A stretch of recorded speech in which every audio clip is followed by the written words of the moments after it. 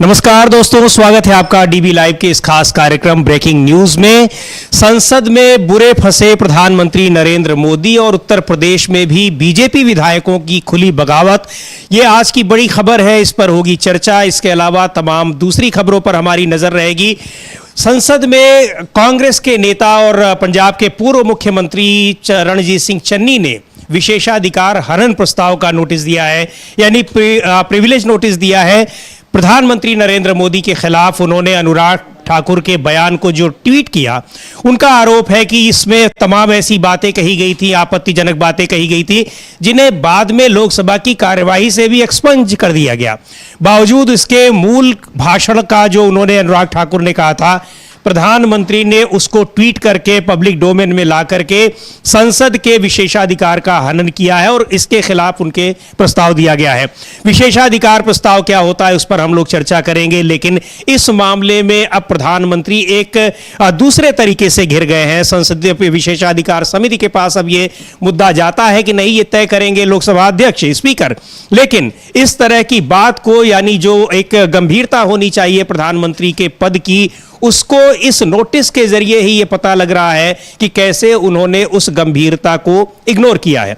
और जो इस अनुराग ठाकुर ने जाति के मुद्दे पर जिस तरह से घेरा है अनुराग ठाकुर को विपक्ष ने, उस पर सदन में 2 दिन से हंगामा हो रहा है। आज भी हंगामे के आसार हैं और विपक्ष की यह मांग है कि इस मामले में अनुराग ठाकुर माफी मांगे, प्रधानमंत्री नरेंद्र मोदी माफी मांगे और सदन में आकर के माफी मांगे।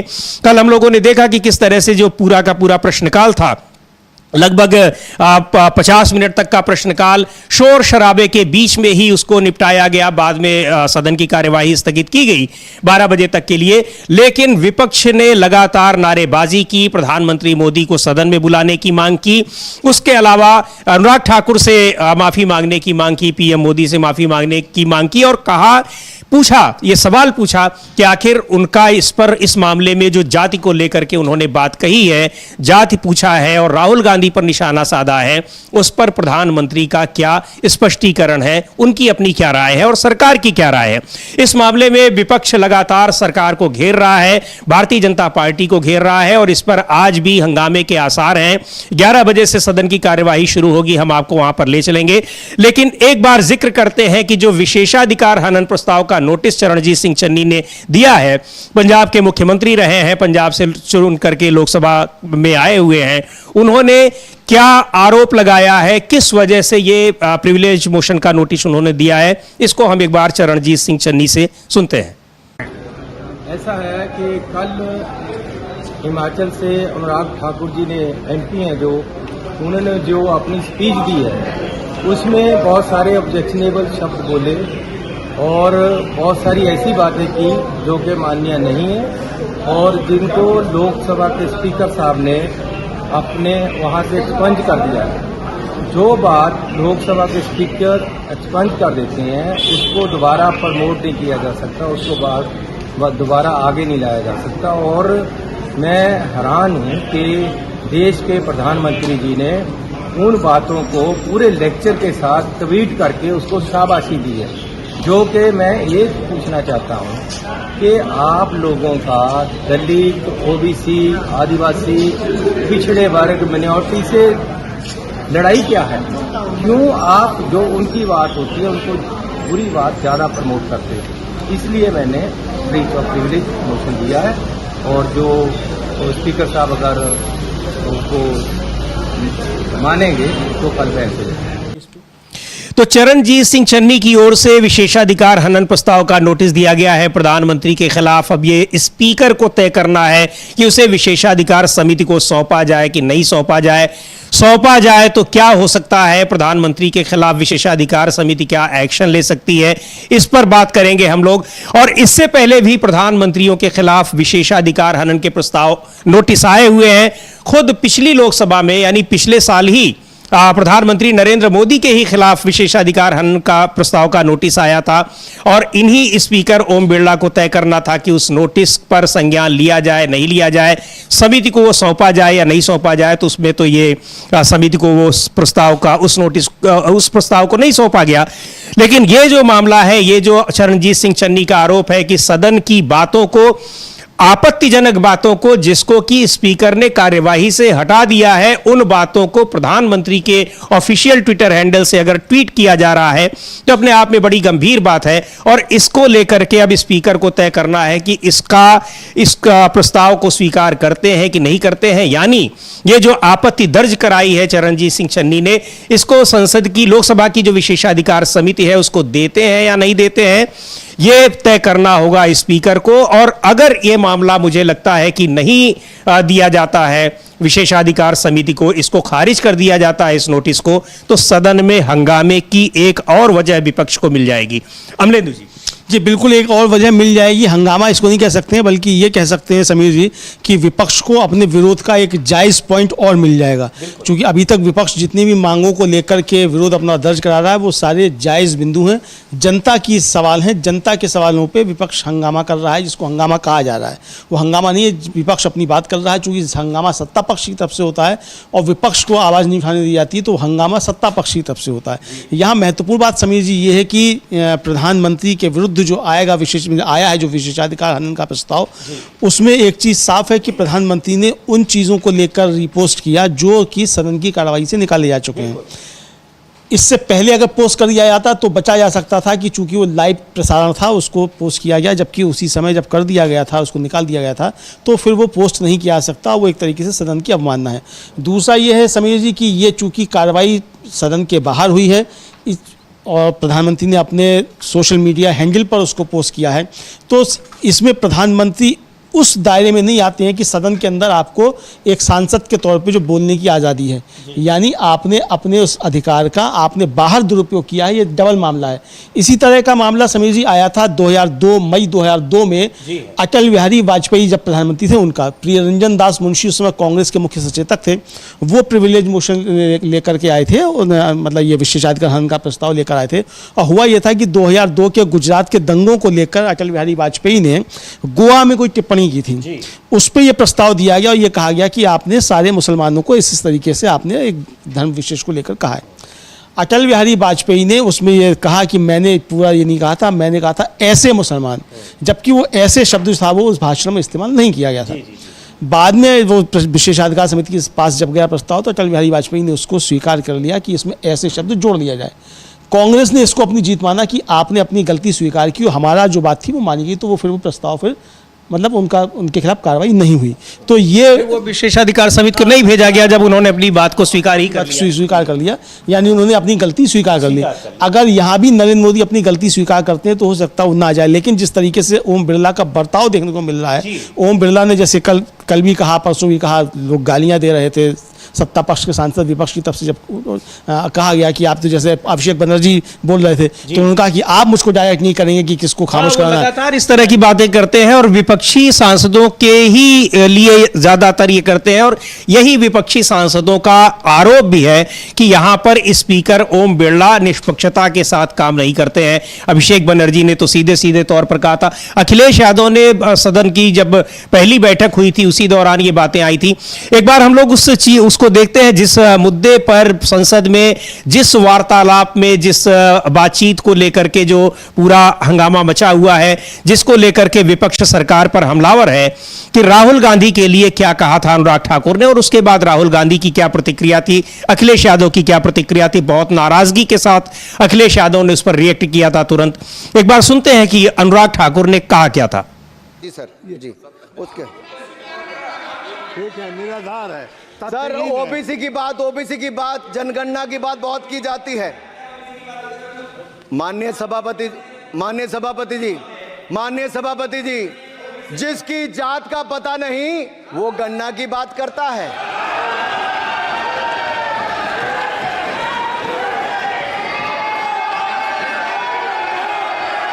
जिसकी जात का पता नहीं वो गणना की बात करता है।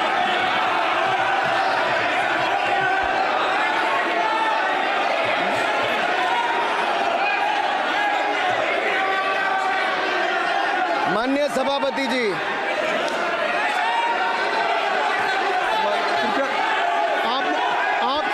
आपने जो आप बैठ जाए, आप बैठ जाए। माननीय अखिलेश जी, आपने जो बात उठाई है मैं उसको दिखवा लूँगा। मैं आपकी बात को ले रहा हूँ। उन्होंने जो बात कही है, आप जो विरोध कर रहे हैं मैं उसको दिखवा लूँगा। आपने जो बात कही उसको मैं दिखवा लूँगा। अनुराग जी, माननीय सभापति जी, कृपया आप लोग बैठ जाएं। आप बैठ जाएं। अच्छा, आप बैठ जाएं। आप बैठ जाएं। माफी, आप बैठ जाएं। ठीक है। गौरव जी,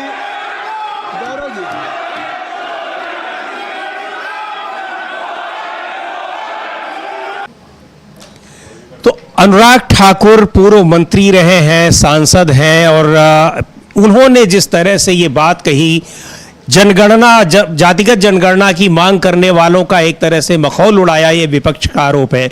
और ये कह रहे हैं कि जिन लोगों को अपनी जाति का पता नहीं है, इस बात को लेकर के एक पूरा विपक्ष जो है बिल्कुल एकजुट होकर के सरकार के खिलाफ हमलावर है।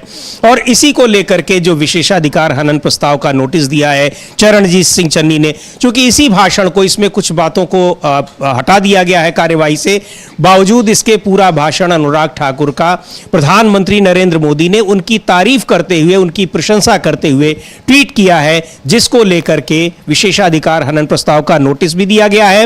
वो एक्सेप्ट होता है, स्वीकार होता है या नहीं होता है, उसके अलावा विपक्षी सांसदों की ये मांग है कि प्रधानमंत्री नरेंद्र मोदी और अनुराग ठाकुर दोनों उस मामले में माफी मांगे। इसके अलावा एक और बड़ी खबर यह है जिसका जिक्र कर रहे हैं, वो ये है कि उत्तर प्रदेश में पिछले कई दिनों से, या यूं कहें कि लगातार जो लोकसभा चुनाव के नतीजों के बाद से जो भारतीय जनता पार्टी के भीतर उथल पुथल मची है, उसका अब धीरे धीरे विस्तार होता जा रहा है। अभी तक मुख्यमंत्री योगी आदित्यनाथ और उप मुख्यमंत्री केशव प्रसाद मौर्य के बीच में ही तलवारें खिंची थी, लेकिन अब इस लड़ाई में कई और विधायक आते हुए दिख रहे हैं जो कि सरकार के खिलाफ बगावत के मूड में दिख रहे हैं। इलाहाबाद से, प्रयागराज जिले से 2 विधायक आते हैं, हर्ष वाजपेयी और सिद्धार्थनाथ सिंह। उन लोगों ने नजूल जमीन पर जो कानून बनाया जा रहा है, खुले तौर पर उसका विरोध किया है। अमलेंदु जी के पास चलते हैं, उस पर क्या डिटेल्स है। अमलेंदु जी, क्या ये मामला है और इन विधायकों का कहना क्या है? देखिए समीर जी, उत्तर प्रदेश सरकार नजूल भूमि को फ्री होल्ड में बदलने को लेकर एक कानून लेकर आ रही है। वो कानून सदन में पेश किया गया, उस पर हर्षवर्धन वाजपेयी जो पहली बार चुनकर आए हैं, 40 वर्ष के हैं, इलाहाबाद से चुनकर आए हैं। दूसरी बार चुने गए। अच्छा, दूसरी बार चुने गए। अच्छा, मुझे शायद पहले इलाहाबाद उत्तर से हैं, जहाँ तक मुझे, हाँ इलाहाबाद शहर उत्तरी से दूसरी बार है, 40 वर्ष ही हैं, इतना है। तो उन्होंने वो बोलने के लिए खड़े हुए और उन्होंने उस कानून की बुरी तरीके से धज्जियाँ उड़ा दी कि ये जो प्रस्ताव लेकर आया जा रहा है, इस पर सुरेश खन्ना को, उसकी जो नगर विकास मंत्री हैं, उनको उठ के खड़े होकर कहना पड़ा कि भाई पहले आप पढ़ तो लीजिए क्या है। लेकिन उन्होंने अपनी बात जारी रखी और विपक्ष की तरफ से उनको बहुत तालियां मिली हर्षवर्धन वाजपेयी को। हर्षवर्धन वाजपेयी ने यहाँ तक कह दिया कि एक तरफ तो जो है हम दावा कर रहे हैं कि जो गरीब लोग हैं, हम जो बेघर हैं, उनको हम मकान देंगे, दूसरी तरफ हम लोगों को उजाड़ने के लिए कानून लेकर आ रहे हैं। उन्होंने कहा कि इलाहाबाद में 80% जो स्लम बस्तियां हैं वो नजूल की भूमि पर हैं और इस तरीके से हम उनको ज़मीन से बेदखल करने की कार्रवाई करेंगे।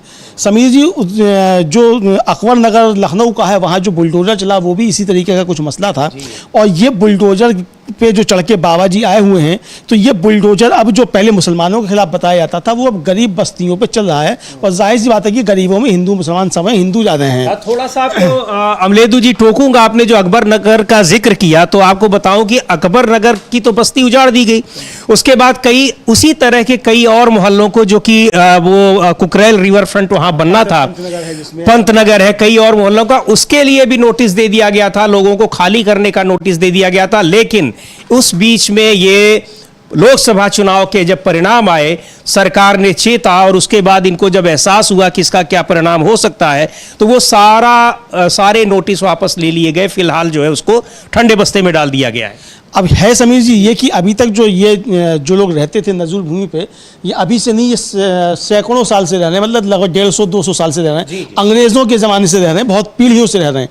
अब ये प्रस्ताव आ रहा था कि नजूल भूमि को अब निजी भूमि में परिवर्तित नहीं किया जाएगा, यानी कि वो उस ज़मीन के मालिक नहीं रहेंगे, उनको बेदखल किया जा सकता है। इसी को लेकर आपत्ति थी। अब समीर जी जो NRC को लेकर के बातें होती हैं कि NRC आएगी और कागज़ दिखाने होंगे, तो ये कागज़ जो नहीं होंगे वो ऐसे ही लोगों के पास होंगे और जो अधिकांश हिंदू ही होंगे। और असम में भी यही हुआ कि वहाँ जो NRC लाई गई तो मालूम पड़ा कि 45 लाख हिंदू जो थे उसमें आ गए कि ये विदेशी हैं। और इस पर भारतीय जनता पार्टी में काफ़ी ज़्यादा सवाल उठे कि आप तो बता रहे थे कि यहाँ मुसलमान आए हुए हैं, यहाँ तो हिंदू जो थे वो विदेशी साबित हो गए, और उस पर बड़ी शर्मिंदगी भारतीय जनता पार्टी को उठानी पड़ी। तो ये इसी तरीके की चीज़ थी, इसका विरोध दोनों ही विधायक इनके इलाके में नजूल भूमि वाली बहुत एक बड़ी आबादी, जो आपने कहा है कि लगभग 80% है। सिद्धार्थनाथ सिंह भी उसी शहर से पश्चिमी इलाके के हैं और ये उत्तरी इलाके के विधायक हैं। तो जाहिर सी बात है इनको पता है कि इनकी आगे की राजनीति कितनी प्रभावित होने वाली है, उससे उसका अंदाजा इन लोगों को है। हाँ बिल्कुल, उससे राजनीति भी प्रभावित होने वाली है। और समझिए राजनीति से ज़्यादा बढ़कर मुझे लगता है कि ये सिर्फ इलाहाबाद की समस्या नहीं है, ये पूरे प्रदेश की समस्या है। जगह जगह लोग देखिए ज़मीनें को पट्टे मिलना, अब देखिए बहुत सी ज़मीनें तो पट्टे पे मिली है। जब इंदिरा गांधी की सरकार आई, इंदिरा गांधी की सरकार ने पट्टे देना शुरू किए गरीबों को, ख़ासतौर से दलितों को, तो वो पट्टों की बहुत सारी ज़मीनें हैं, वो भी सब नजूल भूमि है, भूमिहीनों को। तो इस तरह की बहुत सी ज़मीनें होंगी। तो और जैसे आदिवासियों का है, अब उत्तर प्रदेश में वनटांगिया होते हैं, उनको ज़मीनें अलर्ट होने का मसला है। तो ये सब उसमें बेदखल हो जाएंगे जो ये नया कानून आ रहा है। इसका विरोध जो थे वो हर्षवर्धन वाजपेयी कर रहे थे। ये खुले तौर पर समीर जी सरकार के खिलाफ इसको बगावत कह सकते हैं, चूँकि हर्ष वाजपेयी के समर्थन में जो सज्जन खड़े हुए उनका नाम है सिद्धार्थनाथ सिंह, जो मंत्री भी रह चुके हैं और मंत्री रहने के साथ साथ उत्तर प्रदेश सरकार के प्रवक्ता भी रह चुके हैं। पिछले कार्यकाल में उत्तर प्रदेश सरकार के प्रवक्ता थे, पार्टी के प्रवक्ता तो वो होते ही थे, लेकिन सरकार के भी प्रवक्ता थे।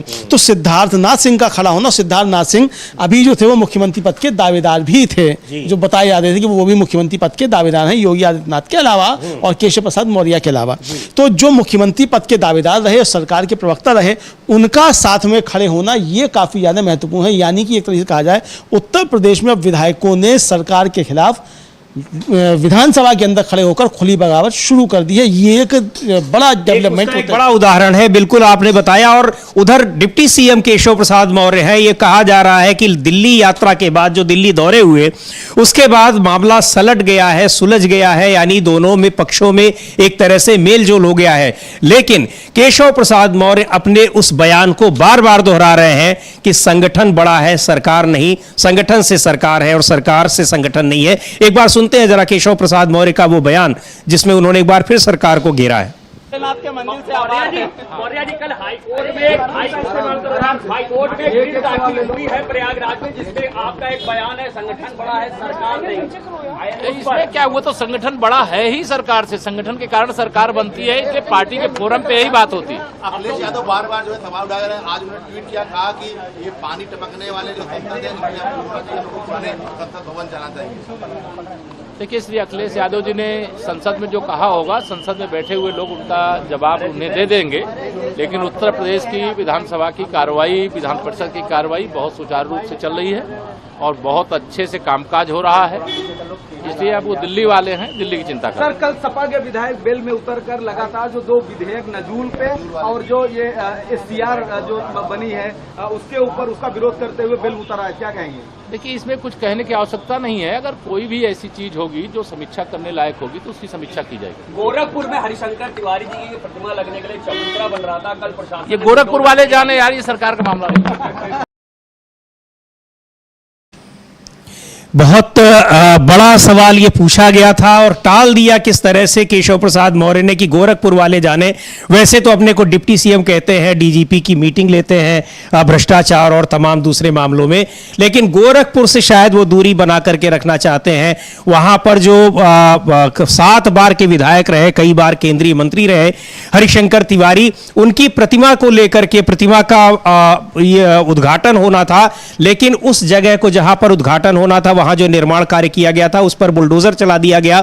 वहां के लोगों का एक बहुत बड़ा विरोध हो रहा है उसको लेकर के कि जिस जगह पर प्रतिमा लगाई जानी थी आखिर उस गांव के लोग ही लगवा रहे हैं जो उनका पैतृक गांव है, और उसको क्यों बुलडोजर लगा करके तोड़ दिया गया, उसका सरकार के पास कोई जवाब नहीं है, वहां के अधिकारियों के पास कोई जवाब नहीं है। लगातार प्रोटेस्ट वहां पर हो रहा है।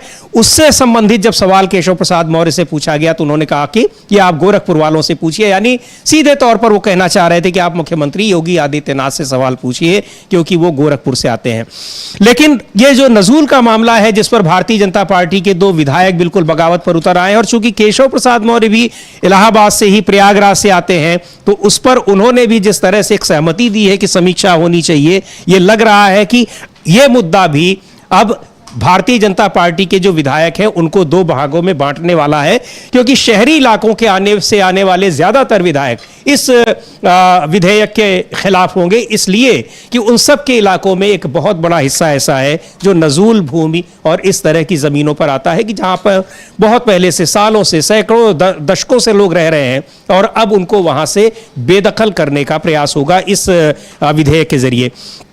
इस पर अभी चर्चा हम लोग आगे फिर करेंगे, लेकिन संसद की बात कर रहे हैं जहां विशेषाधिकार हनन प्रस्ताव का नोटिस दिया गया है। प्रधानमंत्री के खिलाफ चरणजीत सिंह चन्नी ने दिया है, लेकिन जरा हम लोग संसद भवन, जो नया संसद है, सेंट्रल विस्टा है, 14,000 करोड़ रुपए खर्च करके बना है, एक बार उस पर भी नजर डाल लेते हैं कि थोड़ी सी बारिश दिल्ली में हुई 1 आध घंटे की तो क्या हाल हो गया। एक बार इसको अगर हम फुल स्क्रीन पर देख सकें तो वहां की छत टपक रही है, डूब रही है, फर्श डूब रही है। देखिए वहां पर बाल्टियां रखी हुई हैं जहां पर टपकने का। ये क्या बता रहा है? इसको लेकर के शुरू से ही सवाल उठ रहे थे और न जाने कितने पेड़ काट दिए गए, नई संसद से बाहर इसको बनाया गया, बहुत बड़ा प्रोजेक्ट था। इसको लेकर के आलोचना कई स्तरों पर हो रही थी। इसका जो आर्किटेक्चर है उसको लेकर के भी, निर्माण कार्य को लेकर के भी, और वो चीजें सामने आ रही हैं। और ये पहली बार नहीं हो रहा है, ये पहले भी कई बार हो चुका है। अमलेंदु जी इस पर जानकारी देंगे।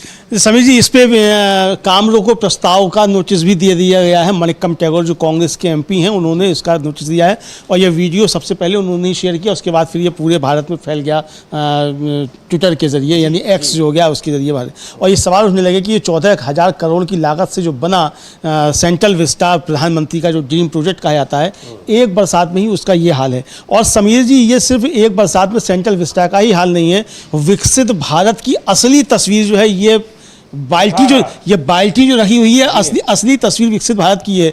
कल उत्तर प्रदेश की विधानसभा, विकास का मॉडल, और कल उत्तर प्रदेश की विधानसभा जो है उसमें योगी आदित्यनाथ को जो दूसरे रास्ते से निकल कर जाना पड़ा। खुद जो है विधानसभा के अंदर जो था बेसमेंट में पानी भरा हुआ था, ये विजुअल भी हुए। यानी कि दिल्ली से लेकर लखनऊ तक पूरी सरकार जो है पानी पानी हो रही है, ये समझा जा सकता है। कल अमित शाह जो गृह मंत्री हैं वो लोकसभा में खड़े होकर बड़ा ज्ञान बांट रहे थे केरल सरकार को, लेकिन ये ज्ञान जो है बांटने को नहीं था अमित शाह जी के पास कि यहाँ सेंट्रल विस्टा में क्या हो रहा है, इस पे क्या ज्ञान बांटेंगे। तो केरल सरकार ने खैर उस पर आपत्ति दर्ज की है। उनकी जो मंत्री हैं वीना जॉर्ज, उन्होंने कहा है कि बहुत अशोभनीय है अमित शाह का बयान।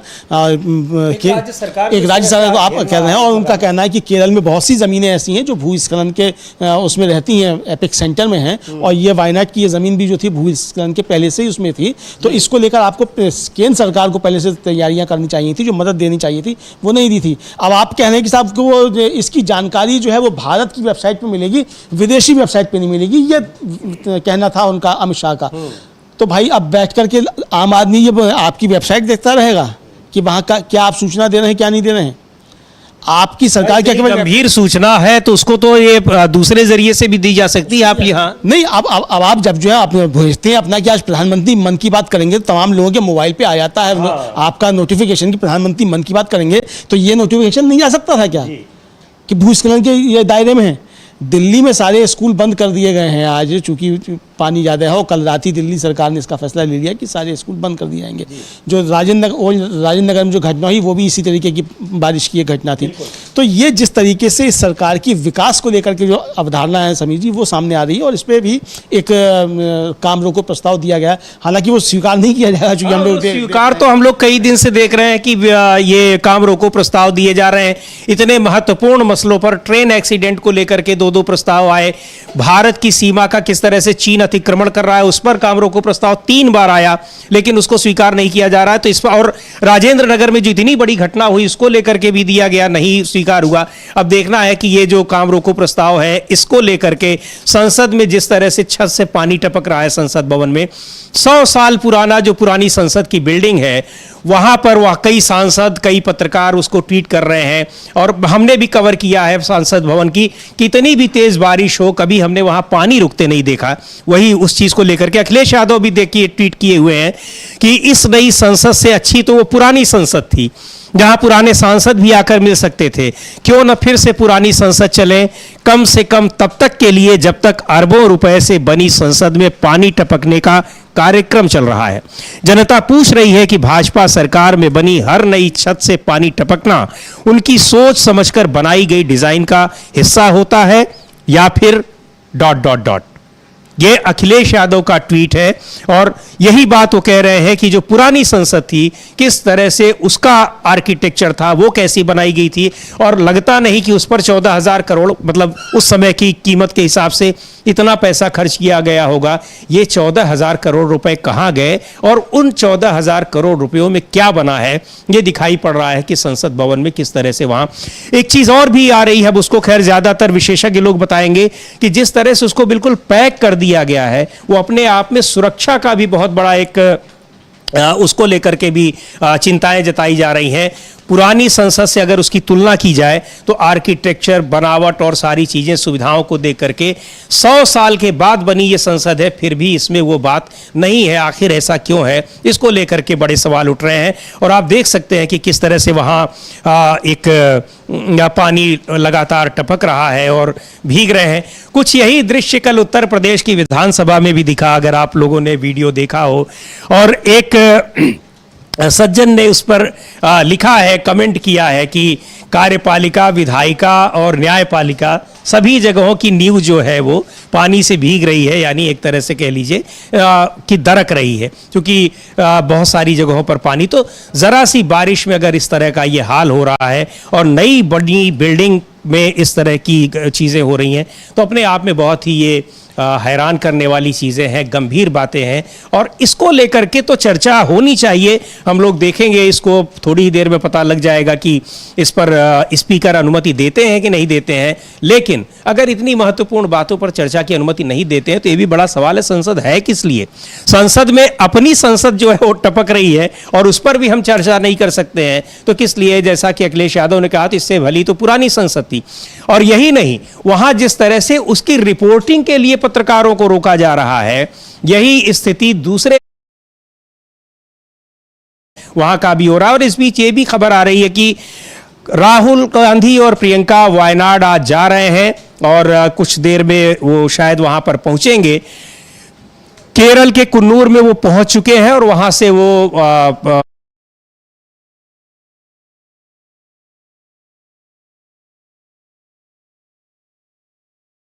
रास्ते भी खराब है और इस समय परमिशन भी नहीं है, तो इस तरह से सुरक्षा और मौसम की स्थिति को ध्यान में रखते हुए राहुल गांधी कन्नूर हवाई ये केरल के कन्नूर हवाई अड्डे के विजुअल्स हैं जहां पर राहुल गांधी पहुंचे हुए हैं। जी, ये केरल पहुंचे हुए हैं, कन्नूर हवाई अड्डा है, प्रियंका गांधी, राहुल गांधी पहुंच चुके हैं और कन्नूर से फिर वो वायनाड जाएंगे। राहुल गांधी वायनाड से सांसद रहे हैं और राहुल गांधी ने जब वायनाड से इस्तीफा दिया उसके बाद उन्होंने घोषणा की थी कि प्रियंका गांधी वहां से चुनाव लड़ेंगी। वायनाड में जहां ये हुआ है, दुर्घटना हुई है, वो हिस्सा वायनाड जिले में आता है। जाहिर सी बात है कि वो पहले सांसद रहे हैं राहुल गांधी, तो उनकी चिंताएँ उसको लेकर के बहुत ज़्यादा हैं। लेकिन जिस तरीके से कल अमित शाह जो गृहमंत्री उन्होंने सदन में वक्तव्य दिया, उसको लेकर काफ़ी विवाद हो रहा है। केरल सरकार ने इस पर सख्त आपत्ति जताई है। उनके वक्तव्य को लेकर कांग्रेस ने भी अमित शाह के वक्तव्य को लेकर काफ़ी आपत्ति जताई है। राहुल गांधी वायनाड से पूर्व सांसद हैं, वो कन्नूर के हवाई अड्डे पर पहुंच चुके हैं और कन्नूर के हवाई अड्डे से अब वो निकल रहे हैं वायनाड के लिए। राहुल गांधी और प्रियंका गांधी दोनों साथ साथ हैं।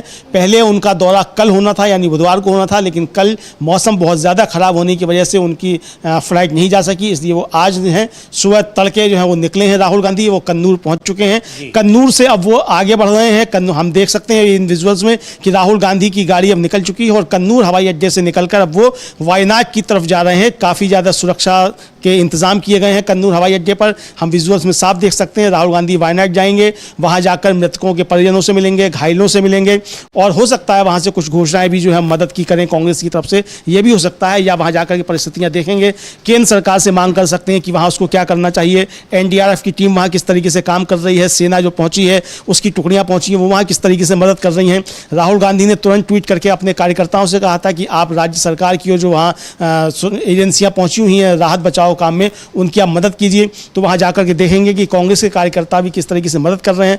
राहुल गांधी पहुंचे हैं केरल से, चूंकि बहुत से सांसद जीत कर आए हैं कांग्रेस के और अधिकांश सांसद वहां से कांग्रेस से जीत के आए हैं, तो जाहिर सी बात है कि कांग्रेस का वहां ध्यान ज्यादा है। वायनाड से राहुल गांधी खुद भी रहे हैं, इस बार भी वो जीते, लेकिन चूंकि अमेठी से भी उन्होंने चुनाव जीता तो वायनाड से उन्होंने इस्तीफा दिया है और प्रियंका गांधी की घोषणा कर दी गई है पार्टी की ओर से कि वो वहां से चुनाव लड़ेंगी। तो प्रियंका गांधी और राहुल गांधी दोनों वहां पर पहुंचे हैं। बड़ा हादसा वहां पे, 4 लैंडस्लाइड, 250 से ज्यादा लोगों के मरने की खबर है। 256 की अब तक सूचना आ चुकी है और ये बढ़ेगी अभी, लगता है चूंकि अभी काफी लोग मलबे में दबे हुए हैं, अभी ये सूचनाएं आ रही हैं और बहुत से अभी मिसिंग हैं। तो जो मिसिंग है उनके बारे में यही आशंका व्यक्त की जा रही है कि उनमें से बहुत से लोगों की शायद जान जा चुकी है। तो मुझे लगता है कि 2 से 3 दिन पूरी आने में लगेंगे कितने लोग हैं।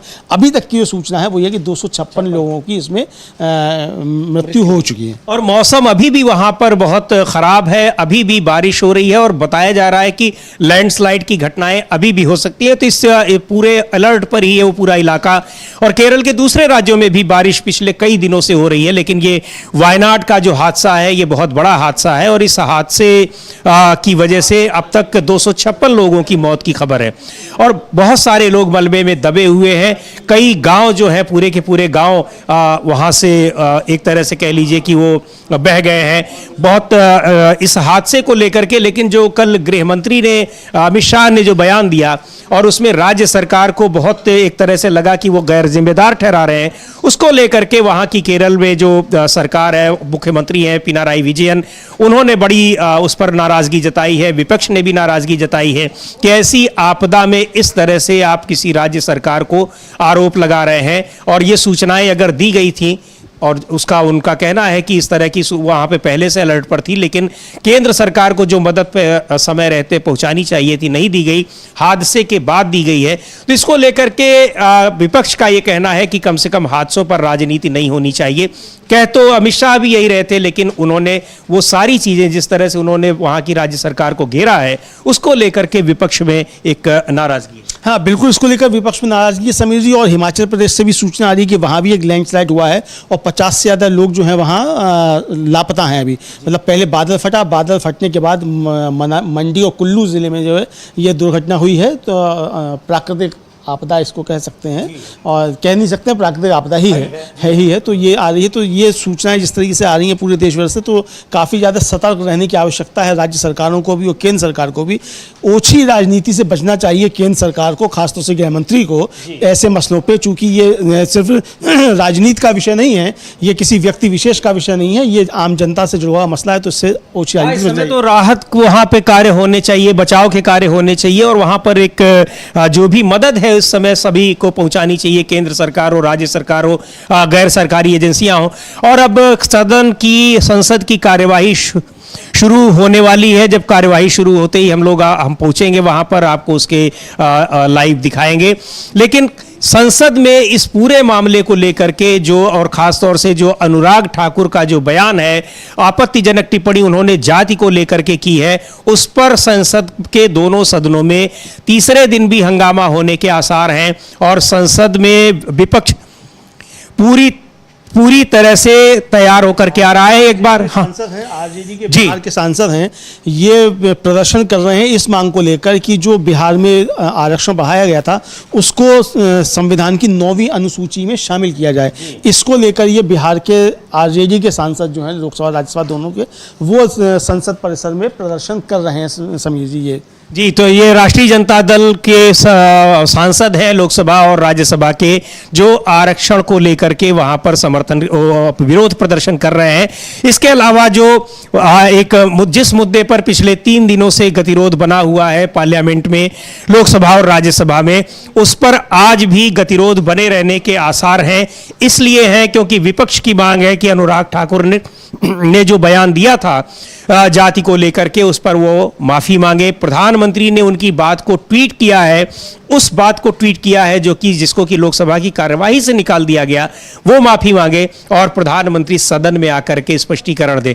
तो इन सारे मुद्दों पर एक गतिरोध के पूरे आसार दिख रहे हैं। इसके अलावा इसी मामले में चरणजीत सिंह चन्नी, जो पंजाब से आते हैं, पंजाब के मुख्यमंत्री रहे हैं, उन्होंने एक विशेषाधिकार हनन प्रस्ताव का नोटिस दिया है प्रधानमंत्री नरेंद्र मोदी के खिलाफ, क्योंकि वो लोकसभा के सदस्य हैं वाराणसी से, और उनका यह कहना है कि प्रधानमंत्री ने उस बात को बाहर एक सोशल मीडिया प्लेटफॉर्म पर उसको पब्लिक किया है, जिस बात को सदन की कार्यवाही से निकाल दिया गया है।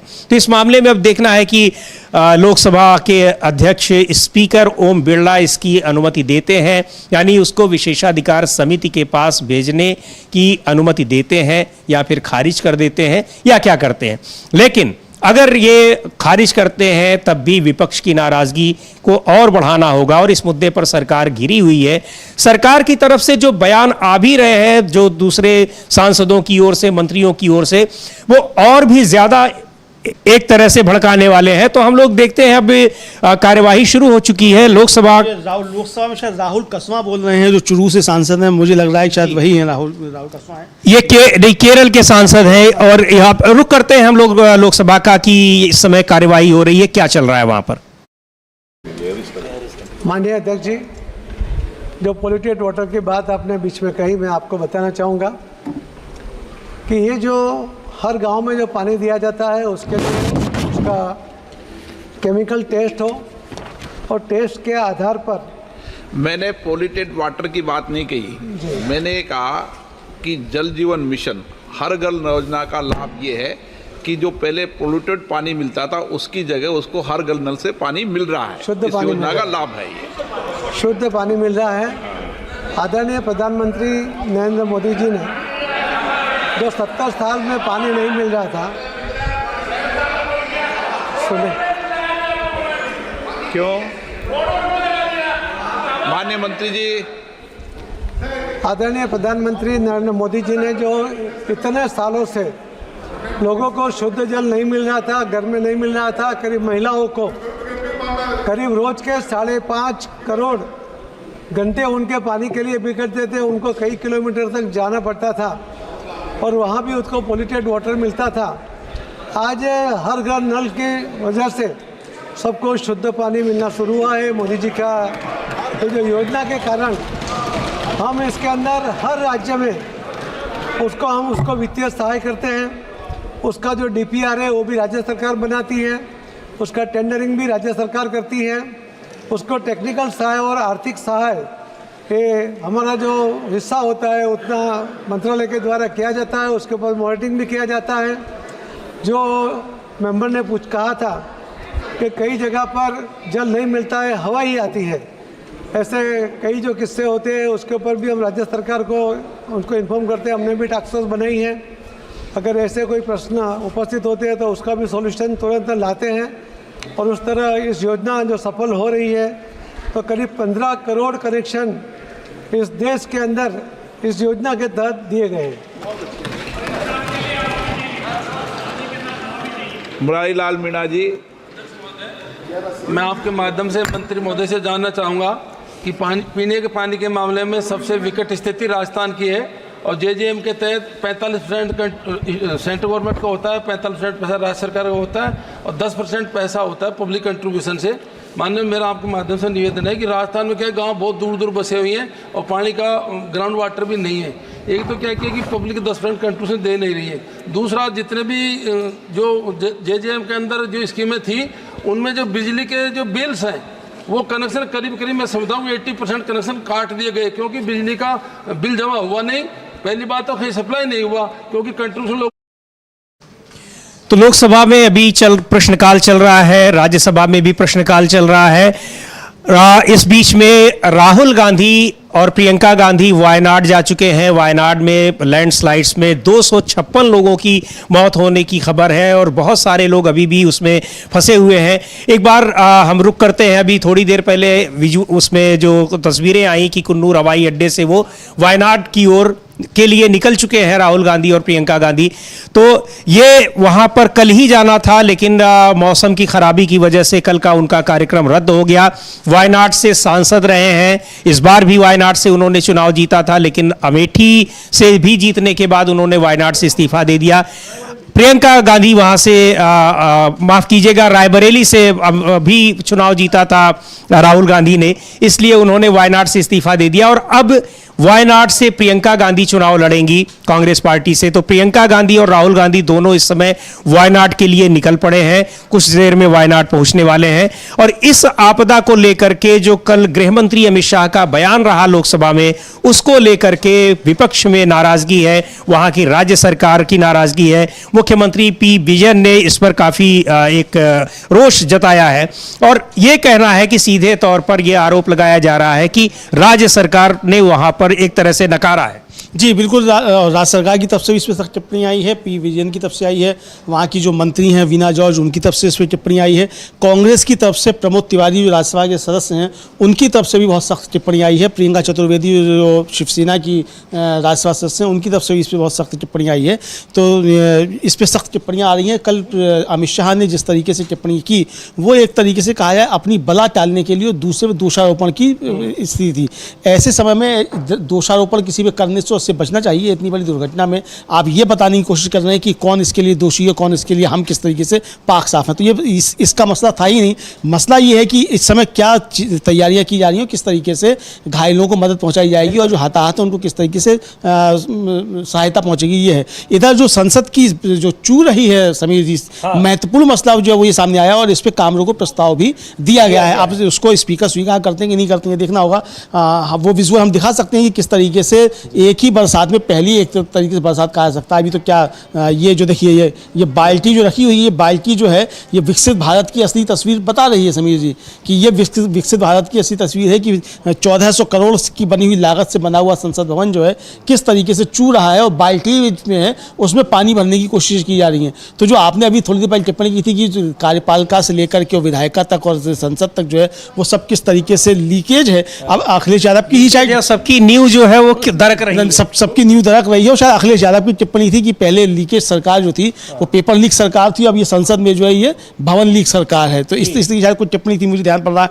अखिलेश यादव की टिप्पणी थी। तो आप देखिए किस तरीके से पेपर लीक पे घिरी हुई सरकार जो है अब वो संसद के बहने पे और संसद जो लीक हो रही है इस पर भी घिरी हुई है और इस पर कार्य स्थगन प्रस्ताव पेश किया जा सका है लोकसभा में मनिकम टैगोर की तरफ से जो कांग्रेस के सांसद हैं। उन्होंने इस तस्वीर को, इस वीडियो को ट्वीट भी किया है मनिकम टैगोर ने और उसके बाद ये पता लग रहा है कि किस तरह से जो इस नई संसद भवन का ये नया परिसर बना है ये किस तरह से कितना मजबूत, कितना स्थायी और विकास के किस मॉडल को ये दिखा रहा है उसकी ये तस्वीर है, जिसको हम देख सकते हैं कि छत से पानी टपक रहा है और उस पानी को रोकने के लिए वहां पर जगह जगह बाल्टियां रखी गई हैं, लेकिन वहां से पानी टपक रहा है। इसके अलावा इस पहले से ही इस भवन की, इस इमारत को लेकर के बहुत सारे सवाल उठते रहे, इसकी जरूरत को लेकर के सवाल उठते रहे और अब ये तुलना हो रही है कि इससे अच्छी तो पुरानी वाली बिल्डिंग थी। 100 साल हो गया ना वहां कभी पानी टपकने की बात आई। यहां तक कि जो बाहर है संसद के सदनों के बाहर जो सेंट्रल हॉल और लोकसभा राज्यसभा है उसके बाहर का जो परिसर है वहां भी कभी पानी इस तरह से नहीं रुकता है।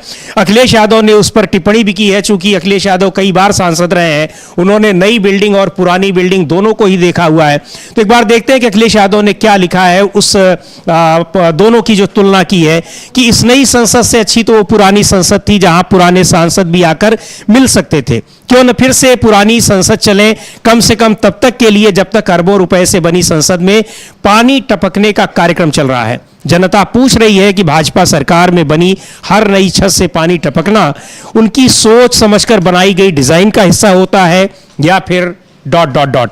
तो ये एक बड़ा सवाल है जिसको लेकर के सरकार को घेरने का प्रयास है, चूंकि इसको लेकर के पहले ही बहुत सवाल उठे थे। और सेंट्रल विस्टा ये प्रोजेक्ट प्रधानमंत्री नरेंद्र मोदी का एक बहुत ही एक महत्वाकांक्षी प्रोजेक्ट था। वो ये बताना चाहते थे, इसके पीछे उनकी जो सोच थी वो ये थी कि इसके जरिए वो ये इतिहास में अपना नाम दर्ज कराना चाहते हैं कि नई संसद भवन को उन्होंने बनवाया। लेकिन अब संसद भवन जो बनी है ये उन्हीं के सामने उस पूरे विकास के मॉडल का पर्दाफाश कर रही है कि ये कैसी संसद भवन बनी है। इसको लेकर के जैसा अभी अमलेंदु जी कह रहे थे कि काम रोको प्रस्ताव दिया गया है संसद लोकसभा में मणिक्कम टैगोर की ओर से, काम रोको प्रस्ताव स्वीकार होता है या नहीं होता है, स्वीकार हो जाता है तो संसद भवन के भीतर क्या कुछ हो रहा है, इस नई बिल्डिंग का अनुभव कैसा है सांसदों का, ये सब सदन के भीतर सुनाई पड़ेगा, दिखाई पड़ेगा। हालांकि बहुत सारी बातें तो बाहर भी आती हैं, लेकिन संसद भवन में जो चर्चा होगी वो आधिकारिक होगी, वो उसमें गंभीरता होगी। तो ये सारी चीजें आपको, लेकिन जैसा अभी कह रहे थे अमलेंदु जी की, ऐसा लग नहीं रहा है कि काम रोको प्रस्ताव को स्पीकर मंजूरी देंगे। जी बिल्कुल लगता तो नहीं है, क्योंकि अभी तक जितने भी काम रोको प्रस्ताव आए हैं किसी को मंजूरी मिली नहीं है, खासकर लोकसभा में।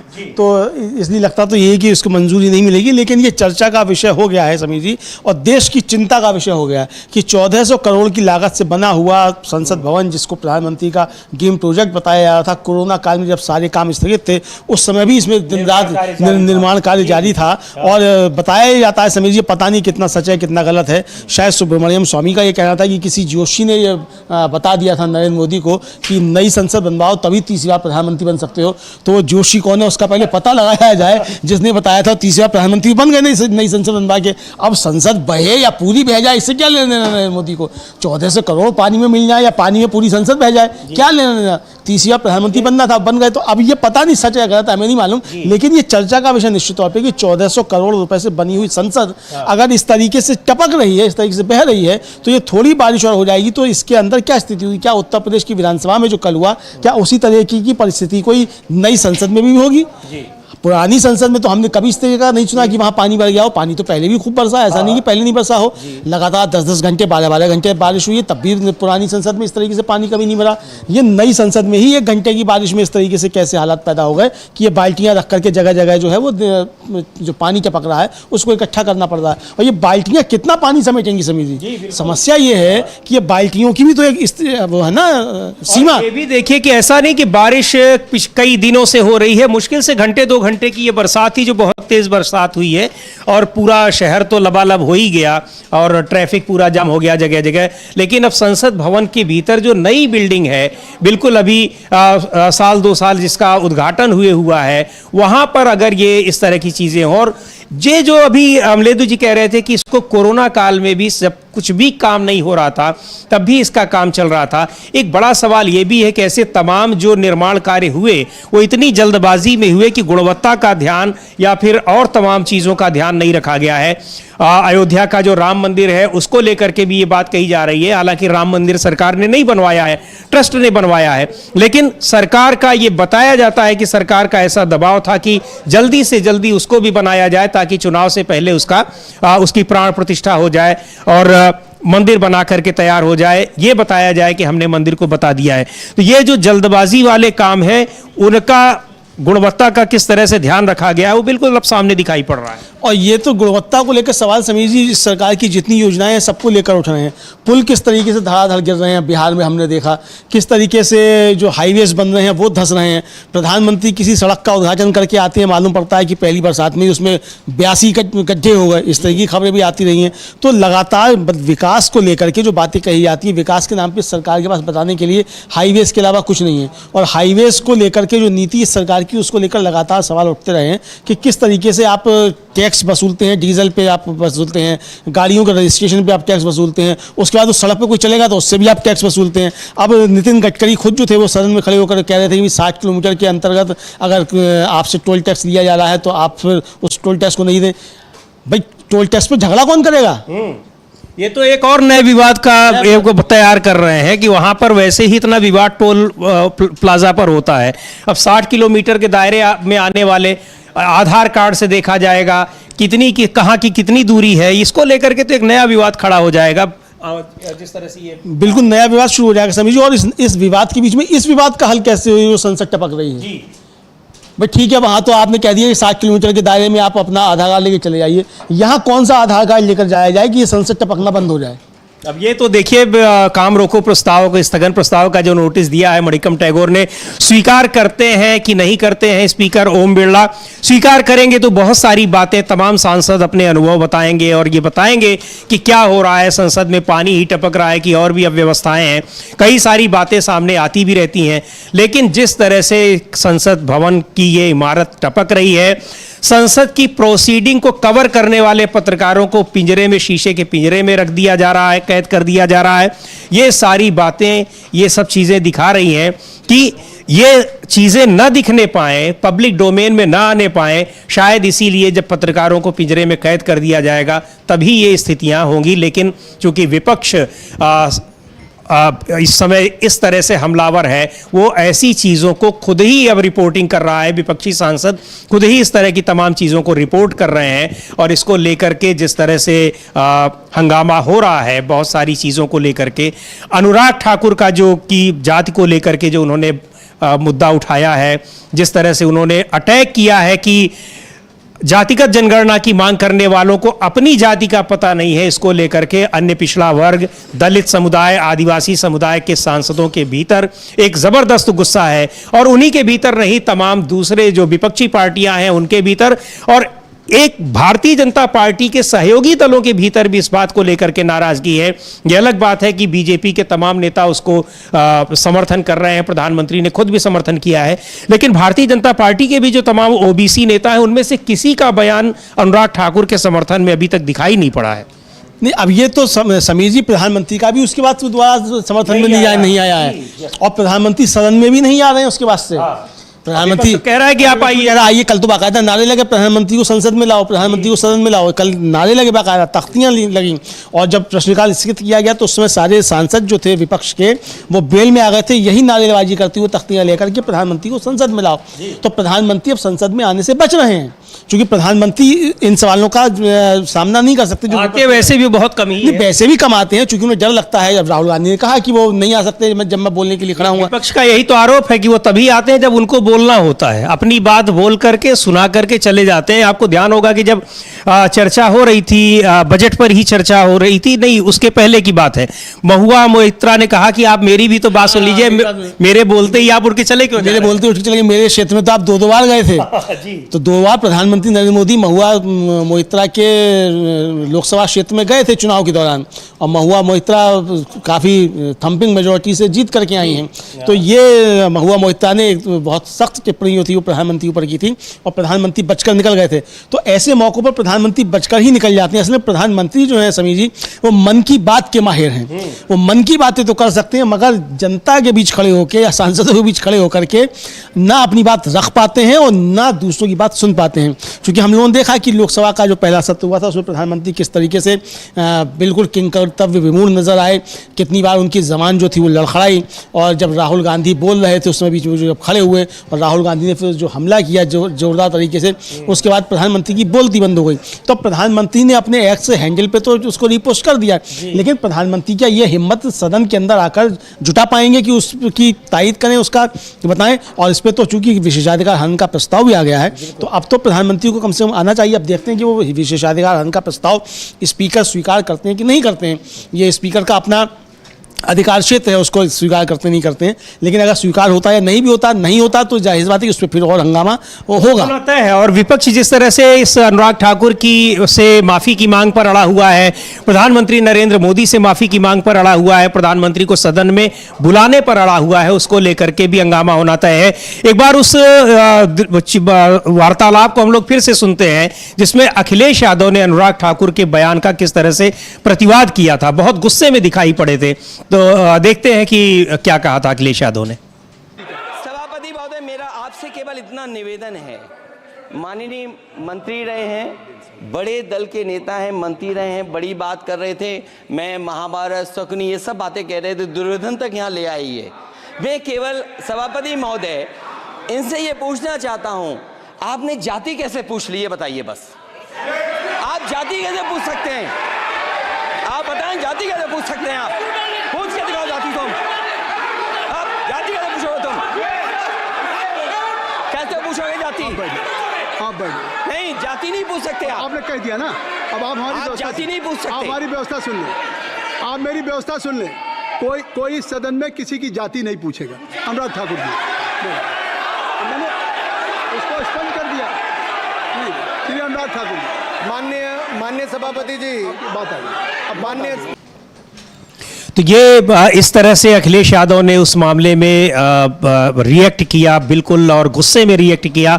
उसके बाद उन्होंने बाहर निकल करके जो बातें कही पार्लियामेंट में, उसने भारतीय जनता पार्टी को पूरी तरह से घेर दिया। अखिलेश यादव का कहना था कि जाति को लेकर के भारतीय जनता पार्टी का जो पूरा एक विचारधारा है, उसकी सोच है, वो सामने आ गई। उन्होंने अपने साथ हुए बर्ताव को के कुछ उदाहरण दिए कि मंदिर उनके जाने पर धोया गया, और जब वो मुख्यमंत्री थे वहाँ से जब दूसरे मुख्यमंत्री आए यानी योगी आदित्यनाथ आए तो गंगा जल से धुलवाया गया। इस तरह से इस मुद्दे पर अब विपक्ष जिस तरह से सरकार के ऊपर, भारतीय जनता पार्टी के ऊपर हमलावर है, वो अब एक उस अपने ही जाल में घिरते हुए भारतीय जनता पार्टी दिखाई दे रही है। गिरिराज सिंह ने समर्थन किया है अनुराग ठाकुर की बात का, कुछ और सांसदों ने भी समर्थन किया है, लेकिन भारतीय जनता पार्टी के ही जो तमाम पिछड़े वर्ग से आने वाले नेता हैं, उन्होंने उस समय संसद भवन के भीतर तो कई लोग हंसते हुए दिखाई पड़ रहे थे अनुराग ठाकुर की बात पर, लेकिन जैसे ही विपक्ष ने इस मुद्दे को उठाया है और सरकार पर हमला शुरू किया, उसके बाद से किसी भी नेता का ऐसा बयान नहीं आया है। तो इसको लेकर के अब न सिर्फ विपक्षी दलों के भीतर, इंडिया गठबंधन के जो सहयोगी दल हैं उनके भीतर, बल्कि भारतीय जनता पार्टी के भीतर भी एक नाराजगी की स्थिति है। और संसद की कार्यवाही चल रही है इस समय। राज्यसभा का रुख करते हैं, वहां पर कांग्रेस के सांसद हैं दिग्विजय सिंह, वो कुछ कह रहे हैं। एक बार सुनते हैं कि वो क्या बोल रहे हैं। की फसल नष्ट हो रही है या फिर किसान अपनी मूंग की फसल को व्यापारियों को कम दाम पर बेचने को मजबूर हो रहे हैं। मध्य प्रदेश में इसे लेकर किसान आंदोलित हैं। उनसे द्वारा पोर्टल पर स्लॉट बुकिंग की तारीख बढ़ाने, जिनके स्लॉट बुक हो गए उनकी फसल की तत्काल तुलाई कराने की मांग की जा रही है। राज्य सरकार पूरी तरह इस मामले से अनदेखी कर रही है। मैं मध्य प्रदेश के किसानों के हित में केंद्र सरकार से इस मामले में हस्तक्षेप करने तथा किसानों की समस्या का समाधान करने का निवेदन करता हूं। सहयोग से हमारे मध्य प्रदेश के पूर्व मुख्यमंत्री यहाँ के किसान मंत्री हैं और उन्हीं के क्षेत्र में सब कुछ हो रहा है। मैं आपसे अनुरोध करना चाहता हूँ कि हमारे ये 0R जब पुटअप किया तो कल शाम को 6 बजे उन्होंने ये आदेश निकाला है कि एक दिन के लिए, यानी कि 1 अगस्त को एक दिन के लिए खोली जाएगा पोर्टल। लेकिन हजारों किसान जब अपना रजिस्टर कराना चाहते हैं तो उस पोर्टल पे हजारों किसान कैसे उस पर कर पाएंगे, और कैसे? पूरा खेल है व्यापारियों को सस्ता बेचने के लिए मजबूर करे किसानों को, और किसान जो व्यापारियों से महंगा जो है तुलवा कर खरीद लें। हजारों करोड़ का घोटाला भारतीय जनता पार्टी की सरकार मध्य प्रदेश में कर रही है। नहीं, please no, nothing is no. माननीय Shri Vikramjit Singh Sahni, demand for allocation of funds under the Khelo India scheme in proportion to the players' participation in international tournaments from respective states. Chairman sir, first of all I would like to congratulate Sarabjot Singh and Manu Bhakar, 2 athletes from Punjab and Haryana, for bringing laurels to the country by winning 2 medals in shooting for India in Paris Olympics 2024. Sir, I stand in this august house to bring to your kind attention a matter of significant concern regarding judicious allocation of under the Khelo India scheme.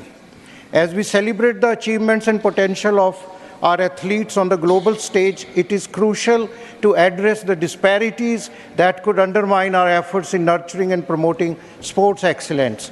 In the ongoing Paris Olympics, states like Punjab, for example, have demonstrated remarkable prowess and commitment.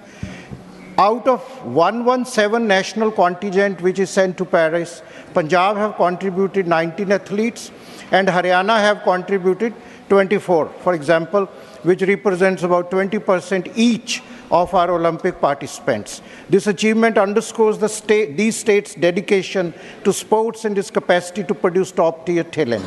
However, you will be astonished to note that there is concerning imbalance when we examine the allocation of funds under Khelo India scheme. Punjab have been allocated only meager sum of 78 crores, which is 3.5% of the allocation. कहाँ वो 117 में 20 और 24 athlete भेज रहे हैं, उनको 78 करोड़ और या 60 करोड़ मिला पंजाब हरियाणा को, कई स्टेट्स को 428 करोड़ मिला. जिनको 428 मिला साहब उन्होंने 2 एथलीट भेजे. तो इसको मैं खेल मंत्री शायद हैं, तो इनको जो हो गया सो हो गया, अब इसको आज ही सुधार लगाइए.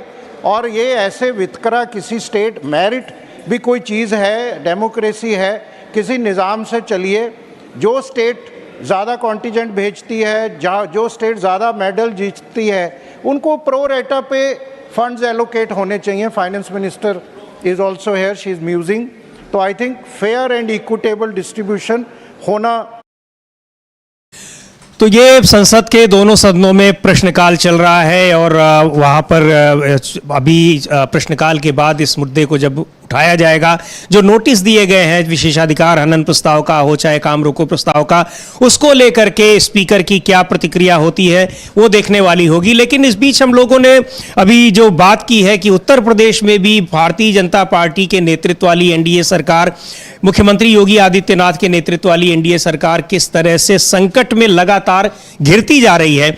अब उसकी अपनी पार्टी के 2 विधायकों ने जिस तरह से एक विधेयक के खिलाफ आवाज उठाई है, उसका पुरजोर विरोध किया है, उसको लेकर के अब एक नए तरह से राजनीति हो रही है. और उनके विरोध को जिस तरह से विपक्ष का समर्थन मिल रहा है वो अपने आप में बहुत महत्वपूर्ण है. नजूल भूमि को लेकर के जो कानून बनाने की तैयारी में है सरकार, उसको लेकर के इलाहाबाद के 2, प्रयागराज के 2 विधायकों ने उस पर आपत्ति जताई है, विरोध किया है और विपक्षी विधायकों की ओर से उन्हें समर्थन मिला है. डिप्टी सीएम केशव प्रसाद मौर्य ने भी एक सवाल के जवाब में उसकी समीक्षा की बात कही है. तो ये एक अब ऐसा मुद्दा है कि जो लग रहा है कि अब सीधे उत्तर प्रदेश की सरकार अपने ही जो विधायक हैं उनके बीच में या उनकी नाराजगी को अब झेल रही है. अभी तक तो केवल एक ही मोर्चा दिखाई पड़ रहा था कि योगी वर्सेस केशव प्रसाद मौर्य, लेकिन अब लग रहा है कि कई मोर्चे खुल रहे हैं. अब वो चाहे एक इस तरफ दूसरा दूसरी तरफ हो या फिर उसमें कुछ और फ्रंट तैयार हो रहे हो. समीर जी, मैं आपको इतिहास में थोड़ा ले जाना चाहता हूँ. उत्तर प्रदेश में चल रहा है वो परिस्थितियाँ ठीक उसी तरह की होती जा रही हैं जिस तरीके से कल्याण सिंह के खिलाफ विद्रोह एक तरीके से भारतीय जनता पार्टी में हुआ था. कल्याण सिंह भी हिंदू हृदय सम्राट अपने को मानते थे, योगी आदित्यनाथ भी अपने को हिंदू हृदय सम्राट मानते हैं, और दोनों के खिलाफ उसी तरीके से चीज़ें भारतीय जनता पार्टी के अंदर बिल्कुल लगभग एक सी परिस्थितियाँ हैं. कल्याण सिंह के खिलाफ भी इस तरह की चीज़ें शुरू हुई थी और फिर जाकर के हुआ कि समझौते के तहत केंद्र से समर्थन मिल रहा था. उस समय अडवाणी जी जो थे वो जो थे कमान संभाले हुए थे कल्याण सिंह के खिलाफ, जैसे आजकल अमित शाह संभाले हुए हैं. और दोनों जो है वो शैडो प्राइम मिनिस्टर समझे जाते थे. ये समझा जाता था कि अटल जी की सरकार अडवाणी चलाते हैं और ये समझा जाता है कि मोदी जी की सरकार अमित शाह चलाते हैं. बिल्कुल परिस्थितियां बिल्कुल मतलब जो है ना कि इतिहास अपने को दोहराता, तो इतिहास उसी तरीके से दोहराता हुआ उत्तर प्रदेश में दिख रहा है. अब देखिए, अभी तक तो मोर्चा खुला हुआ था सिर्फ योगी आदित्यनाथ और केशव प्रसाद मौर्य के बीच में. अब अगर विधानसभा के अंदर खड़े होकर आपके 2 विधायक जो हैं वो आप जो कानून लेकर आ रहे हैं उसके खिलाफ खड़े हो जाएं, और सिर्फ आपके 2 विधायक खड़े नहीं हो जाएं बल्कि आपके सहयोगी जो है रघुराज प्रताप सिंह राजा भैया जनसत्ता दल के, वो भी उठ करके इसके खिलाफ खड़े हो जाएं और विपक्ष भी उनके साथ खड़ा हो जाए, तो आप समझिए कि कानून पास तो होगा ही नहीं और इसके लिए सरकार की कैसी खराब स्थिति हो जाएगी. तो ये परिस्थितियां ठीक उस तरह की बननी है. विधानसभा के बाहर केशव प्रसाद मौर्य भी उसी तरह की बात करते हुए नजर आ रहे हैं जो हर्षवर्धन वाजपेयी ने विधानसभा में की या सिद्धार्थनाथ सिंह ने विधानसभा में की. तो इससे ये जो है अब ये समझा जा सकता है समीर जी कि योगी आदित्यनाथ के खिलाफ अब कई मोर्चे भारतीय जनता पार्टी के अंदर खुल चुके हैं और सारे मोर्चों को केंद्र की तरफ से हवा मिल रही है. बिल्कुल, इसको आप इस तरीके से समझिए. ये सिर्फ अगर ये प्रस्ताव गिरता है, ये कानून गिरता है, तो ये योगी आदित्यनाथ की हार नहीं है अकेले की, ये भाजपा सरकार की पूरी हार है. तो अगर ये हालांकि है अब वो चला जाएगा प्रवर समिति को, मुझे जहाँ तक लगता है, चूंकि जब विरोध ज़्यादा होगा तो वो प्रवर समिति को जाएगा, लेकिन प्रवर समिति में भी जाता है तो भी ये एक तरीके से नैतिक हार योगी आदित्यनाथ की सरकार की होगी कि प्रवर समिति को चला गया. बिल्कुल. और ये जो नजूल जमीन का जिस विधेयक पर, जिस कानून को, जो प्रस्तावित कानून है उसको लेकर जो ये बात हो रही है, तो इसमें चूंकि ये जिस शहर से आते हैं दोनों विधायक और डिप्टी सीएम भी, वहाँ शहर की 80% ज़मीन बताई जाती है कि नज़ुल की है। और केवल वही नहीं बल्कि पूरे प्रदेश के जो शहरी इलाके हैं ज़्यादातर जगहों पर इस तरह की ज़मीन है। और शहरी इलाकों के विधायकों की ये मजबूरी होगी कि वो इस विधेयक के खिलाफ में आए, नहीं तो उनको अपनी जनता की नाराज़गी का सामना करना पड़ेगा।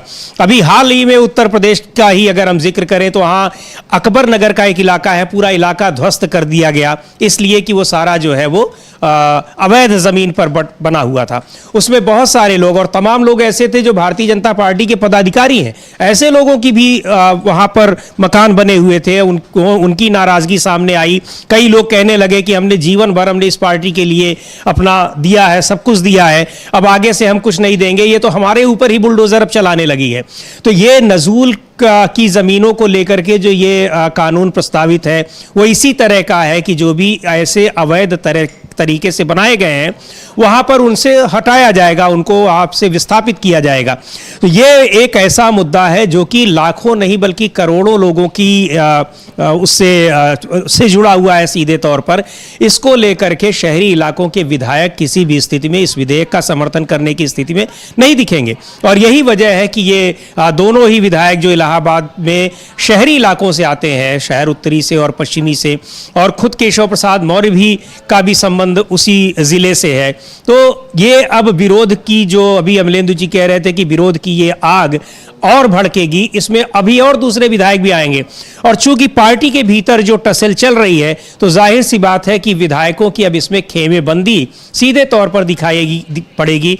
पिछले कुछ दिनों से हम लगातार देख रहे हैं कि विधायकों का जमावड़ा एक दूसरे के प्रति हो रहा है। कुछ विधायक जो है उनकी meeting deputy CM Keshav Prasad Maurya ले रहे हैं, और दूसरी ओर तमाम विधायक विधानसभा भवन के भीतर योगी आदित्यनाथ के पैर छूते हुए ये दिखाए जा रहे हैं कि ये उनके समर्थन में। इस तरह का पैर छूते हुए पहले कभी नहीं दिखाई पड़ा, तो ये चीज़ें उसी की प्रतिक्रिया में है। अब ये विधेयक जो नज़ुल ज़मीनों के खिलाफ लाया जा रहा है, इससे भारतीय जनता पार्टी के जो विधायक हैं उनके भीतर एक जो बगावत की स्थिति दिखाई पड़ रही है वो और मजबूत होती दिखाई पड़ रही है। जी, हालांकि विधेयक पास हो गया है वो, लेकिन विद्रोह तो सामने खुलकर आ गया है। और मतलब ये कहा जाए कि जो अंदर फांकें बनी हुई थी, जो ऊपर से ढकने की कोशिश की जा रही थी, वो साफ तौर पर सामने आ गई। और इधर समीर जी, यूपी में तो हो ही रही है बगावत एक तरीके से, उसको केंद्र हवा दे रहा है, लेकिन जो केंद्र हवा दे रहा है उस केंद्र के मोदी जी जो प्रधानमंत्री हैं वो भी संसद में बहुत ज़्यादा घिरे हुए नजर आ रहे हैं। और उनके खिलाफ विशेषाधिकार हनन का प्रस्ताव कांग्रेस की तरफ से पेश कर दिया गया है। चरणजीत सिंह चन्नी जो सांसद हैं और पंजाब के पूर्व मुख्यमंत्री हैं, उन्होंने इसको किया है। अब देखना यह है कि विशेषाधिकार समिति मतलब जो स्पीकर हैं वो इस प्रिविलेज मोशन को इसको स्वीकार करते हैं कि नहीं करते हैं। संभावना यही है, जिस तरीके से अब तक ओम बिरला साहब का एटीट्यूड देखने को मिल रहा है, कि वो शायद इसको स्वीकार नहीं करेंगे, और स्वीकार नहीं करते हैं तो उसके बाद फिर सदन में क्या स्थिति बनती है देखना होगा। हालांकि आज राहुल गांधी चूंकि लोकसभा में नहीं है, वो वायनाड गए हुए हैं, तो सदन में शायद हो सकता है कुछ इस तरीके की क्या परिस्थितियां बनती हों, राहुल गांधी के पीछे कौन मोर्चा संभालता है। हालांकि गौरव गोगोई जो कांग्रेस के उपनेता हैं वो भी काफ़ी फायर हैं और बहुत करीने से और बहुत कायदे से अपनी बातों को रखते हैं, टेक्निकली भी बहुत ज़्यादा साउंड हैं वो, तो वो मोर्चा संभालेंगे जाहिर तौर पे।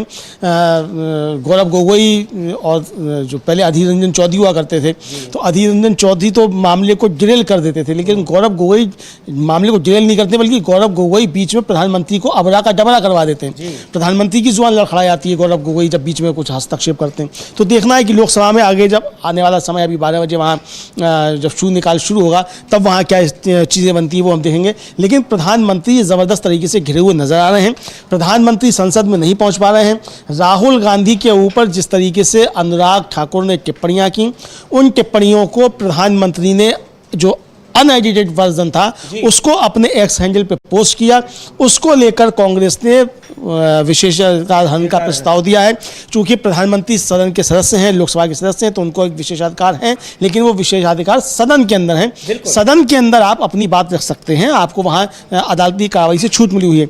लेकिन अगर आप सदन के बाहर कोई काम करते हैं, सदन की किसी घटना को लेकर, तो आपके खिलाफ विशेषाधिकार हनन का प्रस्ताव लेकर आया जा सकता है। पार्लियामेंट में ही वो सदन ही तय करेगा कि क्या करना है, लेकिन उस समिति के पास भेजने का काम, उसकी जिम्मेदारी जो है वो दायित्व तो स्पीकर के पास है। राज्यसभा चलते हैं, शायद जावेद अली खान हैं, समाजवादी पार्टी के सांसद हैं, ये कुछ अपनी बात रख रहे हैं, इसको सुनते हैं वहाँ क्या गर्मागर्मी हो रही है। रुक करते हैं एक बार राज्यसभा का, तो बता सकता हूं, यहां नहीं बता सकता। उसके बाद में दिल्ली आया तो मैंने माननीय समाज अधिकारिता मंत्री श्री वीरेंद्र कुमार जी से संपर्क किया, उनको यह परिपत्र दिया। उन्होंने कहा, उन्होंने कुछ किया। इनके सचिव का फोन मेरे पास गया कि क्या मसला है। मैंने पूरा मसला बताया कि इस प्रकार से ये स्थिति है। सर, मैं ये चाहता हूं कि इस तरीके की योजना में अल्पसंख्यकों को शामिल किया जाए और मंत्री जी अगर इंटरवेंशन करना चाहें तो concern over devastation caused by floods during rainy season in the district of Haridwar. Dr. Kalpana Saini, please. धन्यवाद उपसभापति महोदय। माननीय उपसभापति महोदय,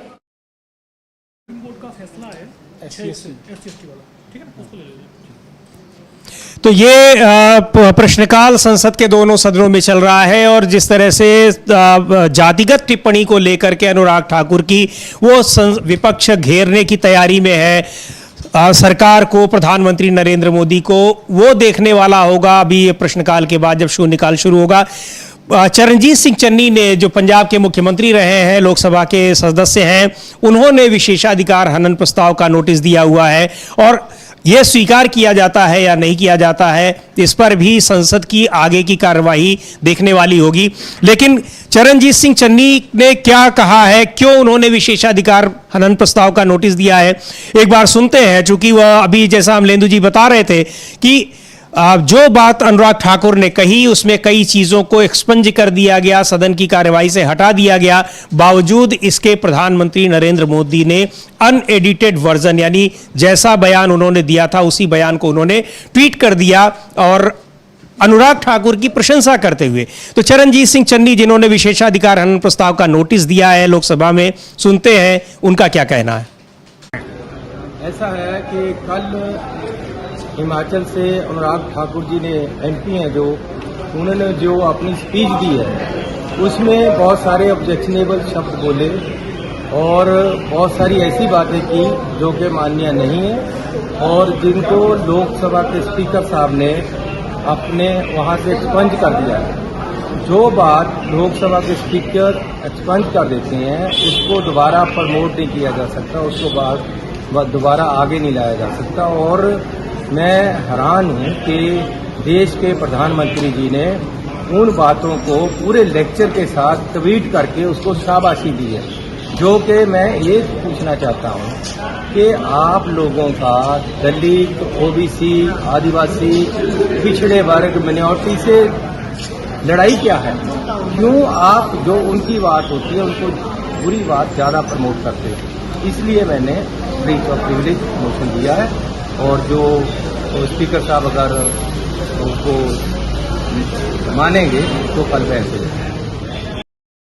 तो चरणजीत सिंह चन्नी, जिन्होंने विशेषाधिकार हनन प्रस्ताव का नोटिस दिया है लोकसभा में प्रधानमंत्री के खिलाफ, वो कह रहे थे कि जो बात संसद के भीतर कही गई और उसको स्पीकर ने भी हटा दिया कार्यवाही से, उसको प्रधानमंत्री ट्वीट कर रहे हैं, ये विशेषाधिकार हनन है संसद का और उसके खिलाफ उन्होंने नोटिस दिया हुआ है। अब ये स्वीकार होता है या नहीं होता है ये थोड़ी देर में पता लगेगा, स्पीकर उसकी जानकारी देंगे। लेकिन उससे पहले एक बड़ी खबर आ रही है सुप्रीम कोर्ट से, रिजर्वेशन को लेकर के, कोटा विद इन कोटा को लेकर के, क्रीमी लेयर पर कोई फैसला सुप्रीम कोर्ट ने दिया है। क्या है अमलेंदु जी, उस पर जानकारी? 7 न्यायाधीशों की खंडपीठ है समीर जी, उसने ये फैसला दिया है 6-1 के बहुमत से कि अनुसूचित जातियों के उपवर्गीकरण की अनुमति दी जाती है और उन्होंने स्पष्ट रूप से माना कि अनुसूचित जातियों के बीच क्रीमी लेयर को आरक्षण से बाहर रखा जाना चाहिए। याचिका यह थी कि अनुसूचित जातियों में क्रीमी लेयर लागू हो, लेकिन चूंकि क्रीमी लेयर एक आर्थिक स्टेज है और अनुसूचित जातियों को जो आरक्षण मिला है वो आर्थिक आधार नहीं है, वो उनके साथ सामाजिक भेदभाव का आधार है जो सदियों से होता है। इसको सुप्रीम कोर्ट ने वैलिड माना है और सुप्रीम कोर्ट का ये आदेश है कि ये क्रीमी लेयर SC/ST में लागू नहीं हो सकता। ये 7 जनों की खंडपीठ है, इसमें जो है वो 6-1 के उससे ये फैसला आया है, यानी बहुमत से ये फैसला आया है सुप्रीम कोर्ट की संविधान पीठ है, मतलब उसका ये फैसला आया है। न्यायमूर्ति गवई ने कहा कि राज्य को SC/ST श्रेणी के बीच क्रीमी लेयर की पहचान करने और सकारात्मक कार्रवाई के दायरे से बाहर रखने के लिए एक नीति विकसित करनी चाहिए। सच्ची समानता हासिल करने का यही एकमात्र तरीका है। न्यायमूर्ति विक्रमनाथ ने इस दृष्टिकोण का समर्थन करते हुए कहा कि OBC पर क्रीमी लेयर लागू सिद्धांत SC पर भी लागू होता है। न्यायमूर्ति पंकज मित्तल कहते हैं कि आरक्षण केवल पहली पीढ़ी तक ही सीमित होना चाहिए। यदि पहली पीढ़ी का कोई सदस्य आरक्षण के माध्यम से उच्च स्थिति तक पहुंच गया है तो दूसरी पीढ़ी को आरक्षण का हकदार नहीं होना चाहिए। तो ये इस पे अब बहस जो है इस पे आ गया है, तो पूरा जब आदेश आता है हम इसको बताते हैं। हालांकि वो जजमेंट पढ़ा जा चुका है, लेकिन उसकी वो प्रति आती है, फिर हम उसके बिल्कुल इस पर जो ज़्यादा जानकारी आएगी। लेकिन ये है कि उसमें SC/ST के लिए जो क्रीमी लेयर की बात है उसको संविधान पीठ ने खारिज कर दिया है कि क्रीमी लेयर वहां पर लागू नहीं होगा, जैसा कि अन्य पिछड़ी जातियों के मामलों में लागू होता है। तो ये सुप्रीम कोर्ट से एक बड़ी खबर थी। और इस बीच में लोकसभा में और राज्यसभा में जो संसद की कार्रवाई चल रही है उस पर एक बार फिर से बात करते हैं कि इसमें विशेषाधिकार हनन प्रस्ताव का नोटिस दिया गया है। पंजाब के चीफ मिनिस्टर रहे चरणजीत सिंह चन्नी की ओर से जो लोकसभा सदस्य हैं, और इसके अलावा काम रोको प्रस्ताव का भी नोटिस दिया गया है, जो संसद भवन की छत से, नई संसद भवन की छत से जो पानी टपक रहा है। तो ऐसे कई मामले हैं जिन पर ये नोटिस दिए गए हैं। किन नोटिसेस को स्वीकार किया जाता है स्पीकर की तरफ से, ये देखने वाली बात होगी। अभी प्रश्नकाल चल रहा है और प्रश्नकाल के बाद इस पर स्पीकर फैसला लेंगे। वो बताएंगे कि उन्होंने किस नोटिस को स्वीकार किया है, किसको नहीं किया है।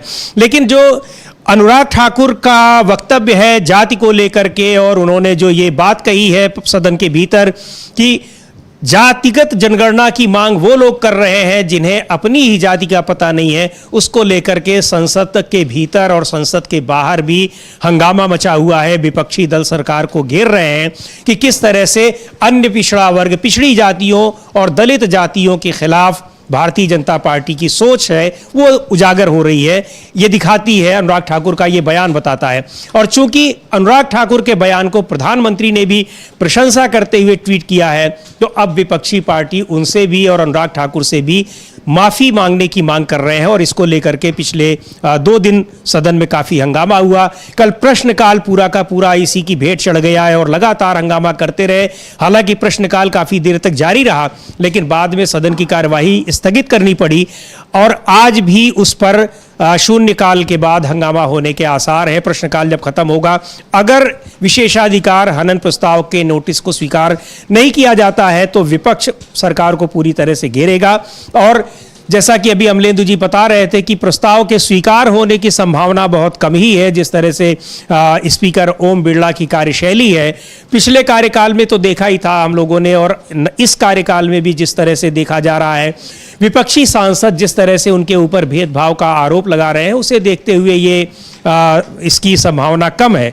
लेकिन अगर इसकी अनुमति नहीं मिलती है तब विपक्ष की नाराजगी स्वाभाविक है कि और ज्यादा बढ़ जाएगी। और इस मुद्दे पर अब सरकार को सदन के भीतर ही नहीं बल्कि बाहर घेरने की भी तैयारी हो रही है। अखिलेश यादव ने इसको लेकर के बहुत जबरदस्त हमला किया है सरकार पर। शिवसेना के सांसदों ने हमला किया है और दूसरी पार्टियों के भी सांसदों ने, जो इंडिया गठबंधन के सहयोगी दल है। और यही नहीं, भारतीय जनता पार्टी के भी जो पिछड़े वर्ग से आने वाले सांसद हैं या फिर दलित वर्ग से आने वाले सांसद हैं, उनके सामने भी एक विकट स्थिति है कि वो इस अनुराग ठाकुर के वक्तव्य का समर्थन करें कि विरोध करें।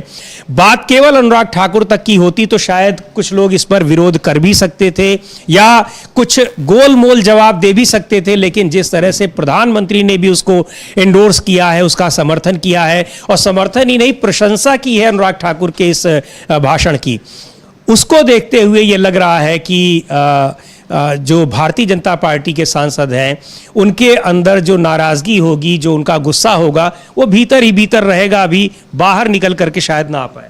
जी समीर जी, बाहर अभी निकल कर नहीं आ पाया, ऐसा हो सकता है, लेकिन गुस्सा तो बढ़ रहा है बीजेपी के अंदर, काफ़ी ये समझा सकता है। और प्रधानमंत्री को के लिए प्रति भी गुस्सा बीजेपी के अंदर भी बढ़ रहा है। तो मुखरता से लोग बातें कर रहे हैं। मुखरता से लोग बातें कर रहे हैं। और नितिन गडकरी का चिट्ठी लिखना उनको वित्त मंत्री को कि 18% जीएसटी जो है ये बहुत गंभीर टिप्पणी उनकी थी कि ये क्या शर्मनाक है या कुछ इस तरीके का कुछ उन्होंने इस्तेमाल किया था, कल उन्होंने बताया था अपने इसी कार्यक्रम में।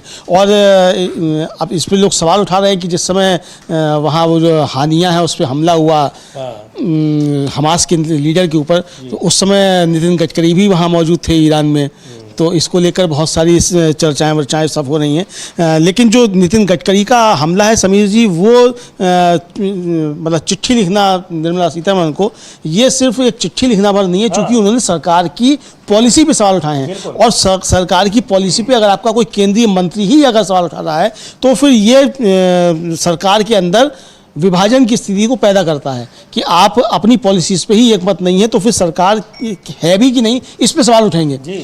तो बहुत गंभीर चिट्ठी जो है वो नितिन गडकरी की समझी जा सकती है। इधर ये जो फैसला आया है सुप्रीम कोर्ट का समीर जी, ये फैसला जो है वो काफ़ी महत्वपूर्ण है। आरक्षण के फैसले पर, इस मसले पर सुप्रीम कोर्ट ने बड़ा फैसला सुनाया है। 6-1 की संवैधानिक पीठ से ये फैसला सुनाया, 7 जनों की थी। जस्टिस DY चंद्रचूड़ जो हैं, जो CJI भी हैं, वो इसको लीड कर रहे थे, मतलब वो इसकी अध्यक्षता कर रहे थे। और जस्टिस बेला त्रिवेदी जो हैं वो इस फैसले से सहमत नहीं थी, और 2004 में 5 जजों का जो फैसला था उसको इस बेंच ने पलट दिया है। इस बेंच में चीफ जस्टिस के साथ साथ justice BR Gavai, justice Vikramnath, justice Bela M Trivedi, justice Pankaj Mittal, justice Manoj Mishra और जस्टिस सतीश चंद्र शर्मा थे। कोर्ट ने 2004 में जो EV चिन्नैया मामले में 5 जजों के फैसले को पलट दिया, जिसमें संविधान पीठ ने कहा था कि केवल राष्ट्रपति ही अनुसूचित कर सकते हैं कि संविधान के अनुच्छेद 341 के अनुसार कौन से समुदाय आरक्षण का लाभ हासिल कर सकते हैं, और राज्यों को इससे छेड़छाड़ करने का कोई अधिकार नहीं होगा। अब सुप्रीम कोर्ट ने इस बात की समीक्षा कर रहा था कि क्या राज्य कोटा के अंदर कोटा देने के लिए अनुसूचित जातियों और अनुसूचित जनजातियों को उपवर्गीकृत कर सकते हैं। इस पर सुप्रीम कोर्ट ने यह फैसला सुनाया है। केंद्र सरकार ने जो था उसका इस पर क्या रुख था, इस पर भी हम लोग बातचीत कर लेंगे। सुप्रीम कोर्ट का जो आदेश आया है, अब ये बहुत सी जो चीज़ें थी आरक्षण के अंदर, आरक्षण को लेकर के, और राज्यों के जो अधिकार जो छीन लिए गए थे, मतलब सुप्रीम कोर्ट के आदेश से ही वो थे, उनसे अब राज्यों को एक तरीके से छूट मिल गई है। राज्य अपने कोटा के अंदर कोटा दे सकते हैं और इसको वर्गीकृत कर सकते हैं, तो ये एक बड़ी चीज़ हो सकती है। और इधर हम लोग देख रहे हैं कि लोकसभा परिसर में, संसद परिसर में RJD के सांसद जो हैं वो जो 65% का आरक्षण था बिहार में, उसको संविधान की 9वीं अनुसूची में शामिल करने की मांग कर रहे हैं, ताकि उसको अदालत में चैलेंज नहीं दिया सके। तो इस मसले पर भी एक तरीके से समीर जी सरकार घिरी हुई नजर आ रही है, मोदी जी घिरे हुए नजर आ रहे हैं। तो यानी मोदी जी केवल राहुल गांधी के मसले पर घिरे हुए नहीं हैं, अनुराग ठाकुर ने जो किया उसको रिपोस्ट करके नरेंद्र मोदी फंस गए हैं बुरी तरीके से, सदन के अंदर आने की हिम्मत नहीं जुटा पा रहे हैं, चूंकि राहुल गांधी ने साफ कहा था कि जब मैं बोलूँगा तो प्रधानमंत्री मेरे उसमें नहीं आ सकते हैं बोलने के समय, तो प्रधानमंत्री सदन के अंदर दिखाई नहीं पड़ रहे हैं। अमित शाह उनकी तरफ से मोर्चा संभालते हैं, तो अमित शाह भी मोर्चा ठीक से संभाल नहीं पा रहे हैं। कल अमित शाह ने केरल के मसले को, वायनाड के मसले को लेकर जिस तरीके से मोर्चा संभाला, उसकी एक तरीके से कहा जाए समीर जी कि वो केरल के जो सत्ता पक्ष और विपक्ष हैं दोनों ने उसकी निंदा की है। यानी पूरा केरल जो है वो इस आपदा में एक साथ खड़ा हुआ, सत्ता पक्ष विपक्ष वहां का एक साथ था। भारतीय जनता पार्टी जो केंद्र में सत्ता में है वो इस पे ओछी राजनीति कर रही थी, और गृह मंत्री खुद जो थे वो इस पे ओछी राजनीति करते हुए नजर आए। एक तरीके से विपक्ष का आरोप है। बिल्कुल, तमाम सांसदों ने भी उसको लेकर के नाराजगी जताई है। RJD के सांसद जो है राज्यसभा सदस्य मनोज झा ने भी इस पर सरकार का जो रवैया है, जो रुख है, आपदा के इस तरह के मामलों में राजनीति नहीं होनी चाहिए, उसको लेकर के उन्होंने बड़ी तल्ख टिप्पणी की है। एक बार सुनते हैं कि मनोज झा क्या कह रहे हैं। और ये सीधे तौर पर जो गृह मंत्री अमित शाह ने राज्य सरकार के ऊपर आरोप लगाया, तो इसने वास्तव में विपक्ष को एक नाराज होने का मौका इसलिए भी दे दिया कि इस समय भले ही आप सही चीज कह रहे हो, हों, यद्यपि वो स्वीकार नहीं कर रहे हैं, लेकिन उनका ये कहना है कि इस तरह की चीज़ों को फिलहाल अभी नहीं बताना चाहिए। इस समय केवल और केवल वहाँ पर आपदा जो हुई है वहाँ राहत कार्य कैसे चलाए जाए, लोगों को बचाया कैसे जाए, ये बातें होनी चाहिए। एक बार राज्यसभा का रुख करते हैं कि वहाँ प्रमोद तिवारी जो कांग्रेस के नेता हैं कुछ बोल रहे हैं, उसके बाद हम लोग मनोज झा की जो उन्होंने केरल में आई आपदा के बारे में कहा है उसको सुनेंगे। एम्स के लिए दे दी गई है, तो इस तरह भूमि भी उपलब्ध है, ज़रूरत भी है, और एक तो मानवीय मसला है, ये हेल्थ का जो होता है, स्वास्थ्य का जो होता है, उसमें कोई ज़रूरी नहीं कि कांग्रेस के लोग ही बीमार पड़ते हैं, उसमें भाजपा वाले ज़्यादा बीमार पड़ते हैं वहाँ पर रेवली। तो इसको तुरंत प्रारंभ किया जाए। तो मैं तो ये कह रहा हूँ कि इसको प्रारंभ करना चाहिए जनहित में। और दूसरा मान्यवर, एक ही बात कह के मैं समाप्त कर दूंगा अपनी बात, वो कह दूंगा, कल मैं देख रहा था कि सारे सदस्य पानी में, पोर्टिको चूंकि नहीं बना है मकर द्वार पे, तो पानी में किस तरह गए हैं आप इनसे पूछ लीजिए। महिलाएं, अच्छा लोग तो वहाँ पे पोर्टिको बनना चाहिए। अब ये सरकार में सब कुछ लीक कर रहा है, पेपर भी लीक कर रहा है, और ये ये करेक्शन का सीधा जागता नमूना है। Thank you. माननीय Shrimati Darshana Singh ji, demand to construct foot over bridge at NH-19 in Chandauli district of Uttar Pradesh. धन्यवाद उपसभापति महोदय, आपने मुझे 0 आवर में बोलने का मौका दिया। मैं आज अपने गृह जनपद चंदौली में फुट ओवर ब्रिज के निर्माण को लेकर अपना विषय रखना चाहती हूँ। महोदय, मैं आपको तो प्रमोद तिवारी संसद भवन के परिसर में जो हम लोगों ने अभी दिखाया, एक बार हम फिर से उस दृश्य को दिखाएंगे जो पानी टपक रहा था और वहाँ पर बाल्टी रख करके जैसे उसको बचाने का कि पूरी जगह न फैलने पाए, हालांकि इतनी जगह बह रहा था पानी की उसको कहाँ कहाँ छिपाएंगे, उसका जिक्र उन्होंने किया। ये इस दृश्य का कि ये नई संसद भवन का ये दृश्य है जहाँ पर छत से पानी टपक रहा है, गुंबद के नीचे पानी टपक रहा है, और लोग कैसे बचा करके वहाँ से जा रहे हैं उसमें कि डूबने ना पाए, पानी ना पड़ने पाए। तो ये इसको लेकर के उन्होंने, हालांकि ये उनके प्रश्न का हिस्सा नहीं था, लेकिन उन्होंने इसका जिक्र किया कि ये बताया जाए कि ये किस तरह की व्यवस्था है संसद भवन की, क्या निर्माण कार्य किया गया है, इतने हजारों करोड़ रुपए जो खर्च किए गए हैं, क्या इसी के लिए खर्च किए गए हैं, इसी के ऊपर खर्च किए गए हैं। और अब एक बार रुख करेंगे मनोज झा के उस बयान पर की ओर जिसमें उन्होंने आपदा की स्थिति में राजनीति करने को लेकर के सरकार को घेरा है और केरल में जो कुछ भी हो रहा है उसमें गंभीरता के साथ बिना राजनीति किए हुए उसको वहां पर मदद की अपील की है। मनोज झा आरजेडी के सांसद हैं। देखिए, आपको मैं स्मरण कराऊंगा कि जब संसद इधर थी 2018 में संभवतः मैंने प्रधानमंत्री जी के कुछ वक्तव्य पर आपत्ति दर्ज की थी जो एक्सपंज कर दिया गया था। उसके बाद कुछ विपक्ष के लोगों ने उसको ट्वीट करना चाहा तो उस पर आपत्ति दर्ज की गई थी। प्रिविलेज का तो मामला बनता है, इसमें और कमी कहाँ है। असल में दिक्कत क्या है ना कि प्रधानमंत्री जी अभी भी उस मैंडेट के संदेश को नहीं समझ रहे हैं। एक संकीर्ण सामंतवादी दायरे में बयान दिया गया और उसकी आप तारीफ कर रहे हैं। मुद्दा जातिगत जनगणना का था। प्रधानमंत्री जी खुल के आइए ना, विरोध में तो बोलिए मैं नहीं चाहता, मैं नहीं मानता। अगर विरोध में नहीं है तो करवाइए ना, उस पर चर्चा भी तो हो। और वायनाड में लैंडस्लाइड से 167 से ज्यादा लोगों की मौत हुई। गृह मंत्री ने कहा कि बयान दिया है।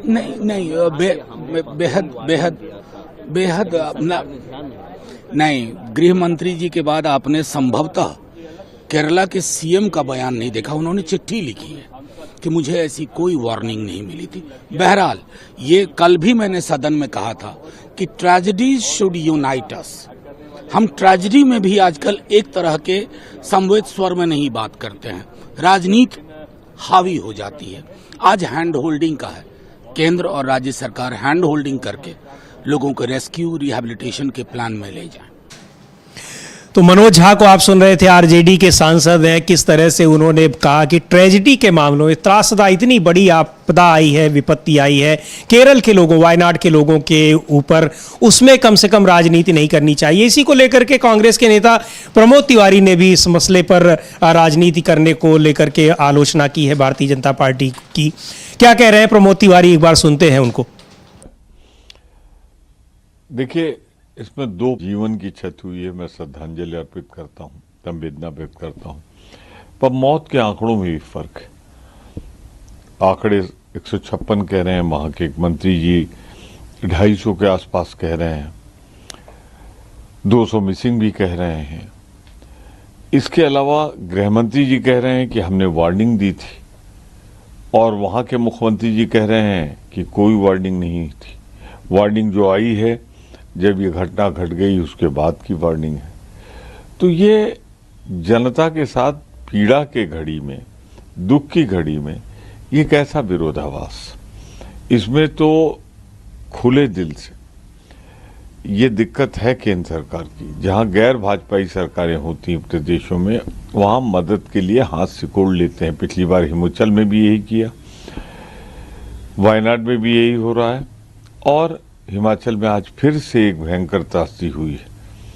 मैं केंद्र सरकार से कहना चाहता हूं कि कम से कम प्रमोद तिवारी बड़ा आरोप लगा रहे हैं, कह रहे हैं कि जहां गैर बीजेपी शासित सरकारें हैं वहां आपदा की स्थिति में भी मदद देने से हाथ खींच लेती है भारतीय जनता पार्टी की सरकार, एनडीए की सरकार। हिमाचल प्रदेश में भी अभी ये बादल फटने की बड़ी घटनाएं हुई हैं, और वहां भी अभी डिटेल अभी कुछ अगर है तो उसको हम लोग अभी चर्चा करते हैं। वहां भी कई लोगों के फंसे होने की खबर आ रही है। लेकिन वायनाड में जो ये आपदा आई है, 256 लोगों की मौत का आंकड़ा आया है, आधिकारिक आंकड़ा आया है।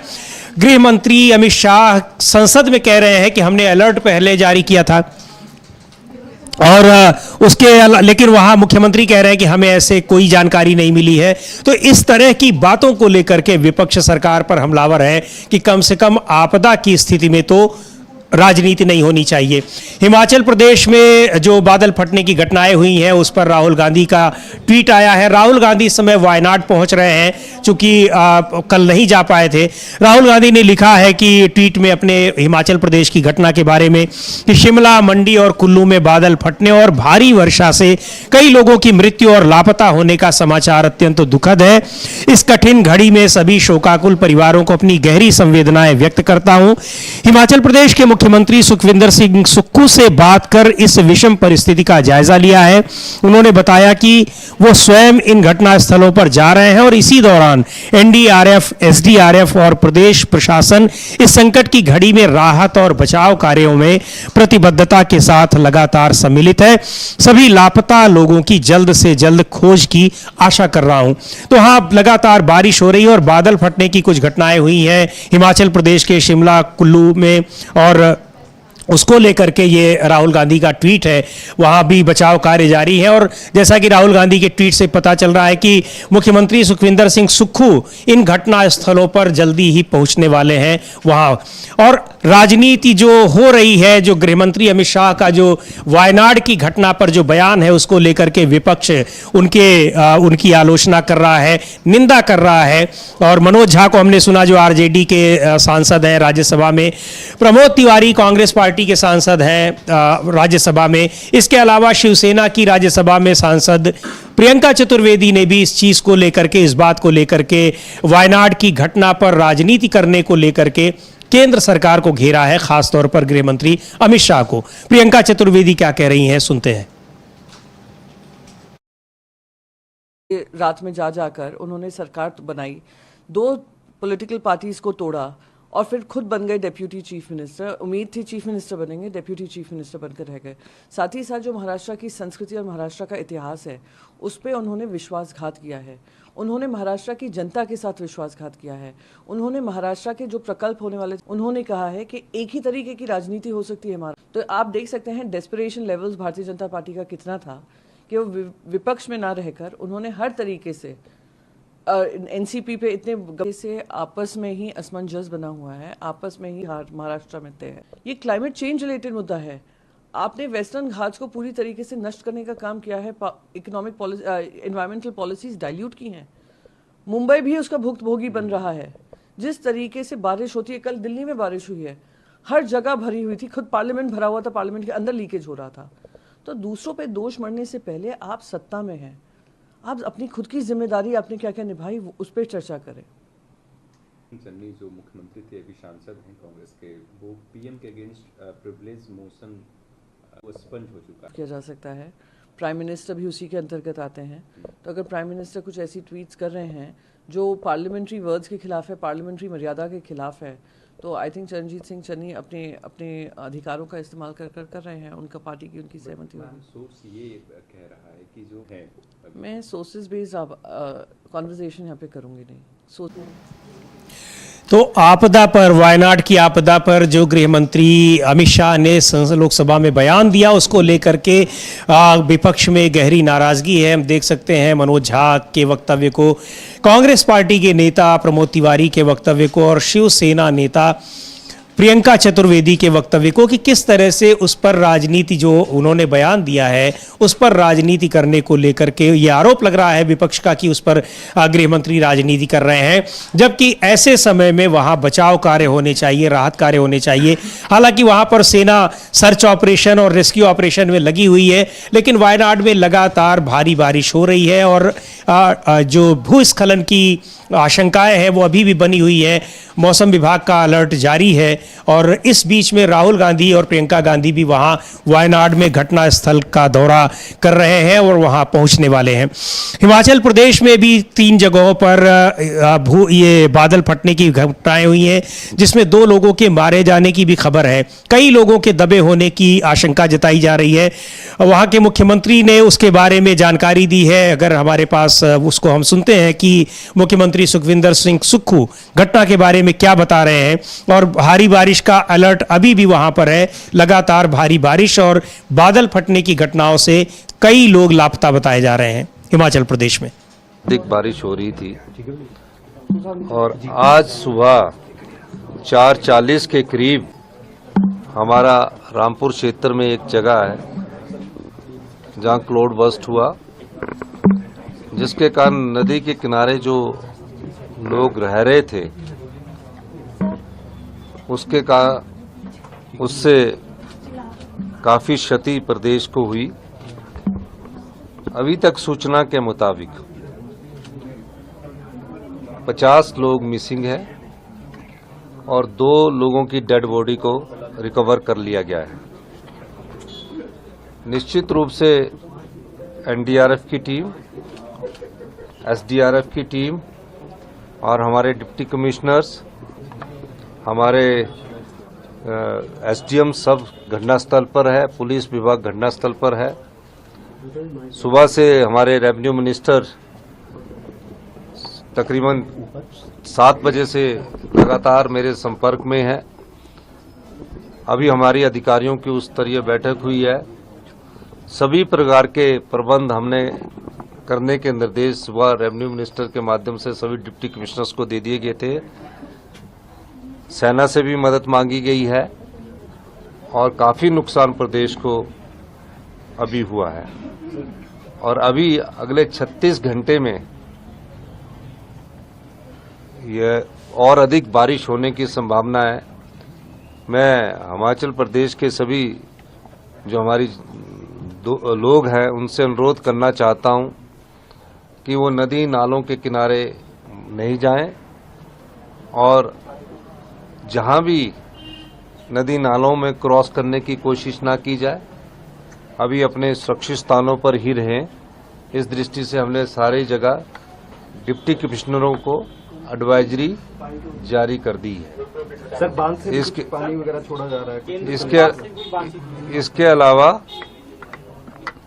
जो भी हमारी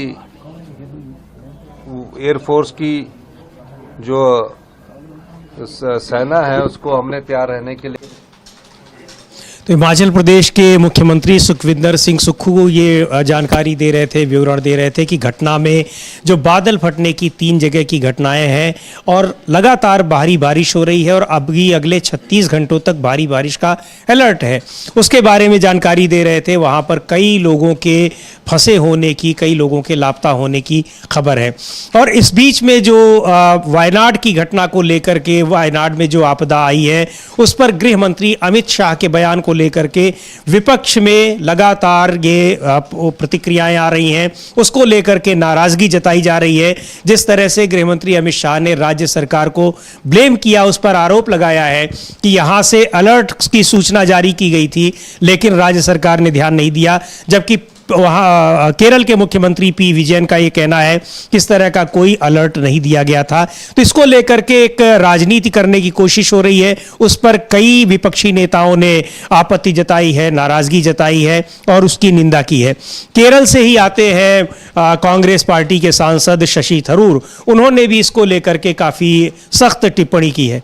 तो शशि थरूर ने भी, इसके पहले हमने देखा कि प्रमोद तिवारी कांग्रेस पार्टी के नेता हैं, शिवसेना की सांसद प्रियंका चतुर्वेदी और आरजेडी के सांसद बिहार से जो आते हैं मनोज झा, इन लोगों ने भी इसको लेकर के कि आपदा में राजनीति नहीं करनी चाहिए।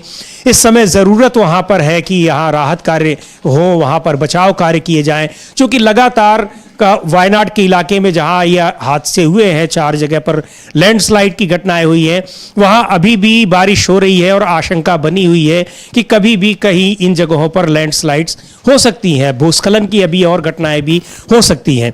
तो ये एक मुद्दा है जिस पर इस समय विपक्ष के निशाने पर गृह मंत्री अमित शाह भी हैं और विपक्ष के निशाने पर प्रधानमंत्री नरेंद्र मोदी भी हैं। विशेषाधिकार हनन का प्रस्ताव का नोटिस दिया गया है उनके खिलाफ।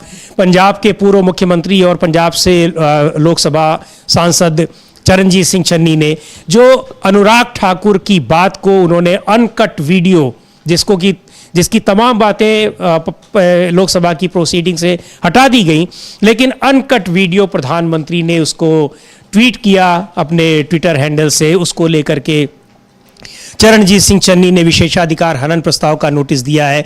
तो ये सारी बातें हैं जिससे प्रधानमंत्री नरेंद्र मोदी और गृह मंत्री अमित शाह विपक्ष के निशाने पर हैं, घिरते नजर आ रहे हैं।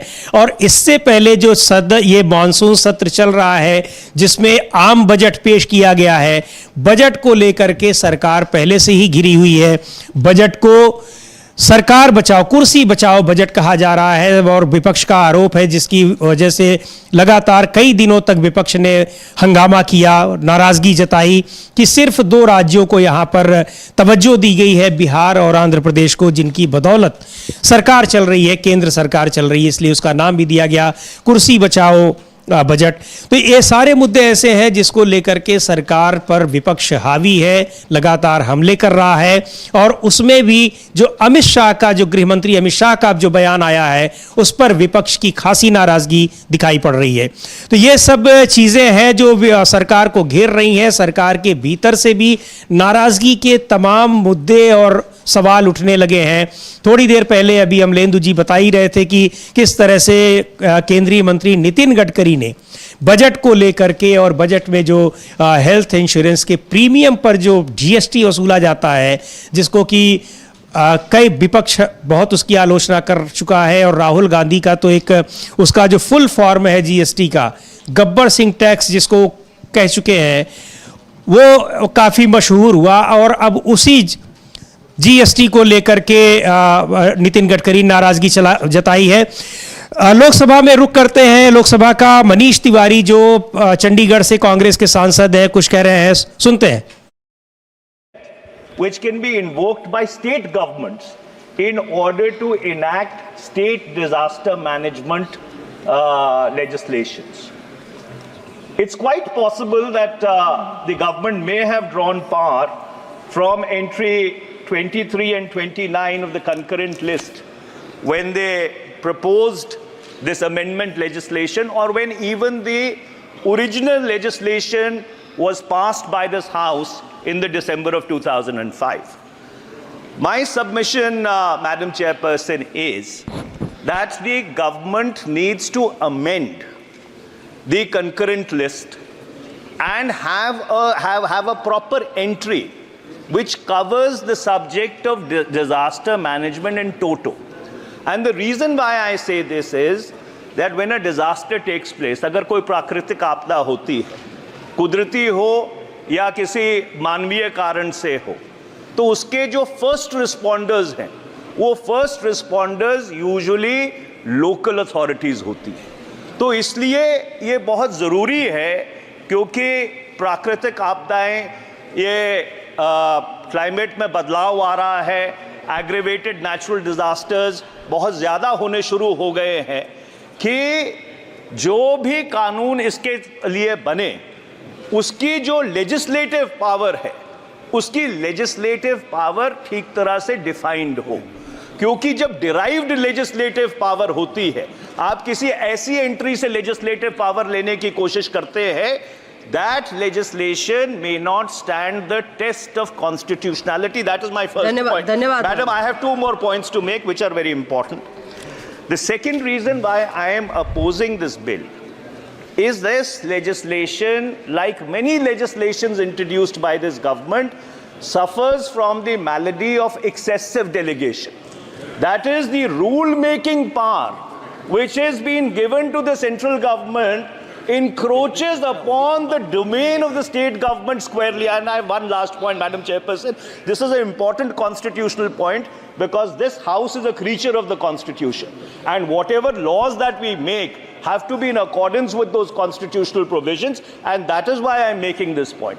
The third point which I seek to make, Madam Chairperson, is that there is... मैं आग्रह कर रही हूँ, बिल पर चर्चा होगी तब विस्तार से बात करेंगे। मैडम, मैं बिल पे चर्चा कर ही नहीं रहा, मैं तो आपकी इसकी कॉन्स्टिट्यूशनैलिटी पे चर्चा कर रहा हूँ। लेजिस्लेटिव पावर कहाँ से डिराइव कर रही है सरकार इस संशोधित बिल को लाने के लिए, मैं उसके ऊपर चर्चा कर रहा हूँ, मेरिट्स पर चर्चा नहीं कर रहा। मैं सिर्फ एक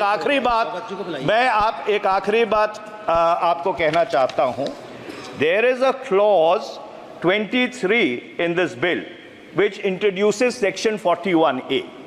It says that every state government will have the powers to allow its municipal corporations to make disaster management plans except the National Capital Territory of Delhi and Chandigarh. Why? This is a direct assault on federalism and goes against the basic principles of federalism. So therefore, I oppose this bill and I would demand that the government gives a clarification as to where does it draw the constitutional provisions, powers to enact it. Sir, Madam, under Rule 72(1) of the Rules of Procedure, I oppose the introduction of the Disaster Management Amendment Bill 2024. It's good that the Home Minister at least has not given a Hindi name to the law. Otherwise, he is giving Hindi names to every law. He has saved us. Sanskrit or Sanskrit? Of course, we are Bengalis. We don't understand Hindi. So, sir, ma'am, my point is that this bill has become very relevant in the context of the tragedy at Wayanad in Kerala. And we find that already due to multiplicity of authority, there is a conflict between the Kerala Chief Minister and the Union Minister. Kerala Chief Minister said that he did not receive due warning. The Union government is saying that धन्यवाद दादा, धन्यवाद। My objection, it has been stated in my statement, is that this creates again more authorities. It's creating a urban disaster management authority. It's also creating a state disaster response force by the state government. Whole problem is multiplicity of authority.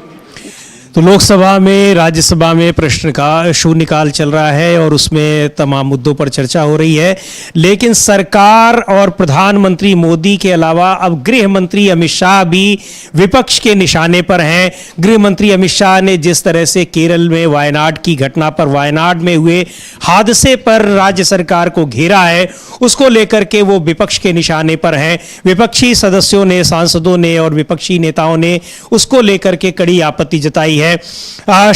वहाँ केरल से आने वाले Congress party के सांसद शशि थरूर ने इसको एक राष्ट्रीय आपदा घोषित करने की मांग की है। शशि थरूर को सुनते हैं क्या कह रहे हैं, लेकिन उससे पहले कांग्रेस पार्टी के प्रमोद तिवारी, शिवसेना की प्रियंका चतुर्वेदी और मनोज झा, राष्ट्रीय जनता दल के जो सांसद हैं, उन लोगों ने इस मामले में, आपदा जैसे मामलों में राजनीति करने के लिए भारतीय जनता पार्टी की आलोचना की है, निंदा की है। शशि थरूर क्या कह रहे हैं, एक बार सुनते हैं। Be focusing on the hope of rescuing some people still, because the truth is 200 lives have been lost, but there are still another 200 people who are missing. 2 villages have disappeared off the map. It's a very serious crisis. So I think we have to appreciate the value of trying to do this on a priority basis. See what you can, who you can save, and if you can't save, at least get their bodies out from this horrendous catastrophe. Then you can look at the politics. As you know, the Home Minister said there was some warning. The State Government Chief Minister says the warning was not sufficiently serious. It was a green or orange alert and not a red alert. All of these things can be disputed later. Eventually, accountability is required and further preventive measures are required. But we can't sit here today when lives might still be saved and worry about the politics. That's why I don't want to get into the political debate. Yes, I have asked for it to be declared as a severe calamity, because under the MP Lads funds, any MP in India, not just from that area, can donate up to 1 crore for a natural calamity once the government so declares it. That's why I have asked for this to be done. I really hope the government will heed my request. हाँ, मैं देखना चाहता हूँ, text तो हमें पहुँचा नहीं है। तो शशि थरूर कांग्रेस पार्टी के सांसद हैं, लोकसभा सदस्य के वायनाड की घटना पर बोल रहे थे। और इसके अलावा जो वायनाड को लेकर के गृह मंत्री अमित शाह का वक्तव्य है कि उन्होंने पहले अलर्ट जारी कर दिया था और उस पर मुख्यमंत्री का कहना है कि अलर्ट नहीं जारी किया गया था, हमारे पास ऐसी कोई सूचना नहीं थी। इसको लेकर के जो राजनीति करने का आरोप लग रहा है गृह मंत्री पर, उसको लेकर के विपक्षी सांसदों में जबरदस्त नाराजगी है। सांसदों ने अपनी नाराजगी व्यक्त भी की है। और इस बीच में संसद के दोनों सदनों में जो लगातार हंगामा बना हुआ है, अनुराग ठाकुर भारतीय जनता पार्टी के जो सांसद हैं, पूर्व केंद्रीय मंत्री हैं, उनके वक्तव्य पर उन्होंने जाति को लेकर जिस तरह से अपना बयान दिया, उन्होंने कहा कि जो ये जातिगत जनगणना की मांग वो लोग कर रहे हैं जिनकी अपनी जाति का पता नहीं है। इसको लेकर के विपक्ष बहुत बुरी तरीके से हमलावर है। एक बार हम लोग फिर से उस अनुराग ठाकुर के उस बयान को सुनेंगे, जिसको लेकर के उस समय भी विपक्ष ने तीखी प्रतिक्रिया दी। अखिलेश यादव समाजवादी पार्टी के सांसद और अध्यक्ष समाजवादी पार्टी के, उन्होंने त्वरित प्रतिक्रिया दी, बहुत नाराजगी में दी। राहुल गांधी ने प्रतिक्रिया दी और उसके बाद से जिस तरह से विपक्ष लगातार अनुराग ठाकुर से माफी मांगने पर अड़ा हुआ है, प्रधानमंत्री नरेंद्र मोदी से माफी मांगने पर अड़ा हुआ है, प्रधानमंत्री नरेंद्र मोदी को सदन में आने के लिए कह रहा है, उससे ये सरकार घिरी हुई नजर आ रही है। विशेषाधिकार हनन प्रस्ताव का भी नोटिस दिया गया है कांग्रेस के सांसद चरणजीत सिंह चन्नी की तरफ से, और कहा जा रहा है कि अब स्पीकर पर यह दबाव है कि वो इस नोटिस को स्वीकार करते हैं कि नहीं करते हैं। लेकिन एक बार हम लोग फिर से उस अनुराग ठाकुर के उस वक्तव्य को सुनेंगे, जिसने ये पूरा का पूरा, जिसकी वजह से ये हंगामा खड़ा हुआ है और विपक्ष नाराज नहीं बल्कि गुस्से में है। जी सर, जी उसके ठीक है, निराधार है सर। ओबीसी की बात, जनगणना की बात बहुत की जाती है। माननीय सभापति जी, जिसकी जात का पता नहीं वो गणना की बात करता है।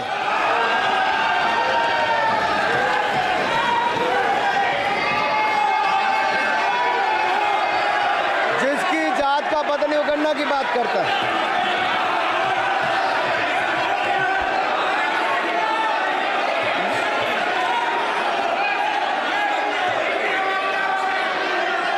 माननीय सभापति जी,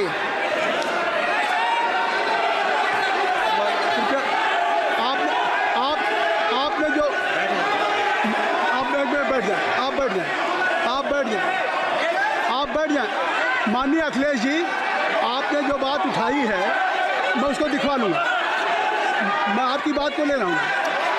उन्होंने जो बात कही है, आप जो विरोध कर रहे हैं, मैं उसको दिखवा लूँगा। आपने जो बात कही उसको मैं दिखवा लूँगा। अनुराग जी, माननीय सभापति जी, कृपया आप लोग बैठ जाएं। आप बैठ जाएं। आप बैठ जाएं।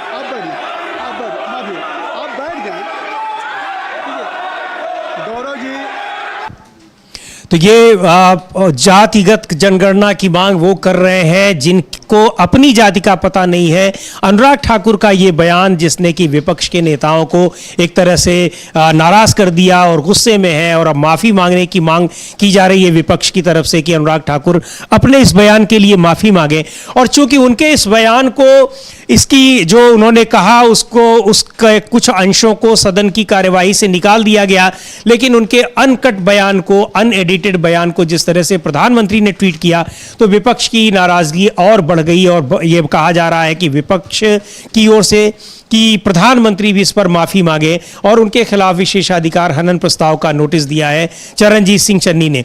तो यह मामला अब ऐसा है, और अभी ये देखने में अमलेंदु जी हम देख रहे हैं कि कुछ ऐसे मामले हैं जिस पर प्रधानमंत्री और गृह मंत्री, जो कि भारतीय जनता पार्टी के सबसे प्रमुख नेता हैं, और एक कहा जाता है कि इन्हीं से पूरा का पूरा जो बीजेपी का सिस्टम है और देश का सिस्टम है वो चल रहा है, उनके खिलाफ अब विपक्ष जिस तरह से नाराज है, हमलावर है, तो वो उसका जवाब देना मुश्किल पड़ रहा है और एक विकट स्थिति इनके सामने है। बिल्कुल भारतीय जनता पार्टी के सामने विकट स्थिति है समीर जी, और ये विकट स्थिति प्रधानमंत्री नरेंद्र मोदी के सामने भी है। एक तो अनुराग ठाकुर ने जिस तरीके से टिप्पणी की, उस टिप्पणी को तमाम वंचित जातियों ने, दलितों ने, ओबीसी ने अपने ऊपर प्रहार माना है, और ये बात देर से समझ में आई शायद भारतीय जनता पार्टी की, और इसलिए अब जो सफाइयाँ देनी शुरू हो गई हैं। अब वो सफाई दी जा रही है कि हमने किसी का नाम नहीं लिया और किसी का हमने व्यक्तिगत टिप्पणी थी। अगर आपने किसी का नाम नहीं लिया और व्यक्तिगत टिप्पणी नहीं की, तब तो ये और ज़्यादा गंभीर है, क्योंकि आप फिर जो है जातियों के ऊपर सीधे सीधे आप हमला कर रहे हैं। तो ये असली मानसिकता जो भारतीय जनता पार्टी की है उसको उसने दर्शा दिया कि किस तरीके से अनुराग ठाकुर ने जो टिप्पणी की। इसी तरीके से मल्लिकार्जुन खड़गे जो कांग्रेस के अध्यक्ष हैं और राज्यसभा में नेता विपक्ष हैं, उनके ऊपर भाजपा के राज्यसभा सदस्य घनश्याम तिवारी की जो टिप्पणी थी वो भी इसी तरीके से वंचित जातियों के ऊपर टिप्पणी के रूप में देखी गई। और खड़गे जी ने तो यहाँ तक कह दिया भरे सदन में कि ऐसे माहौल में मैं और जीना नहीं चाहता।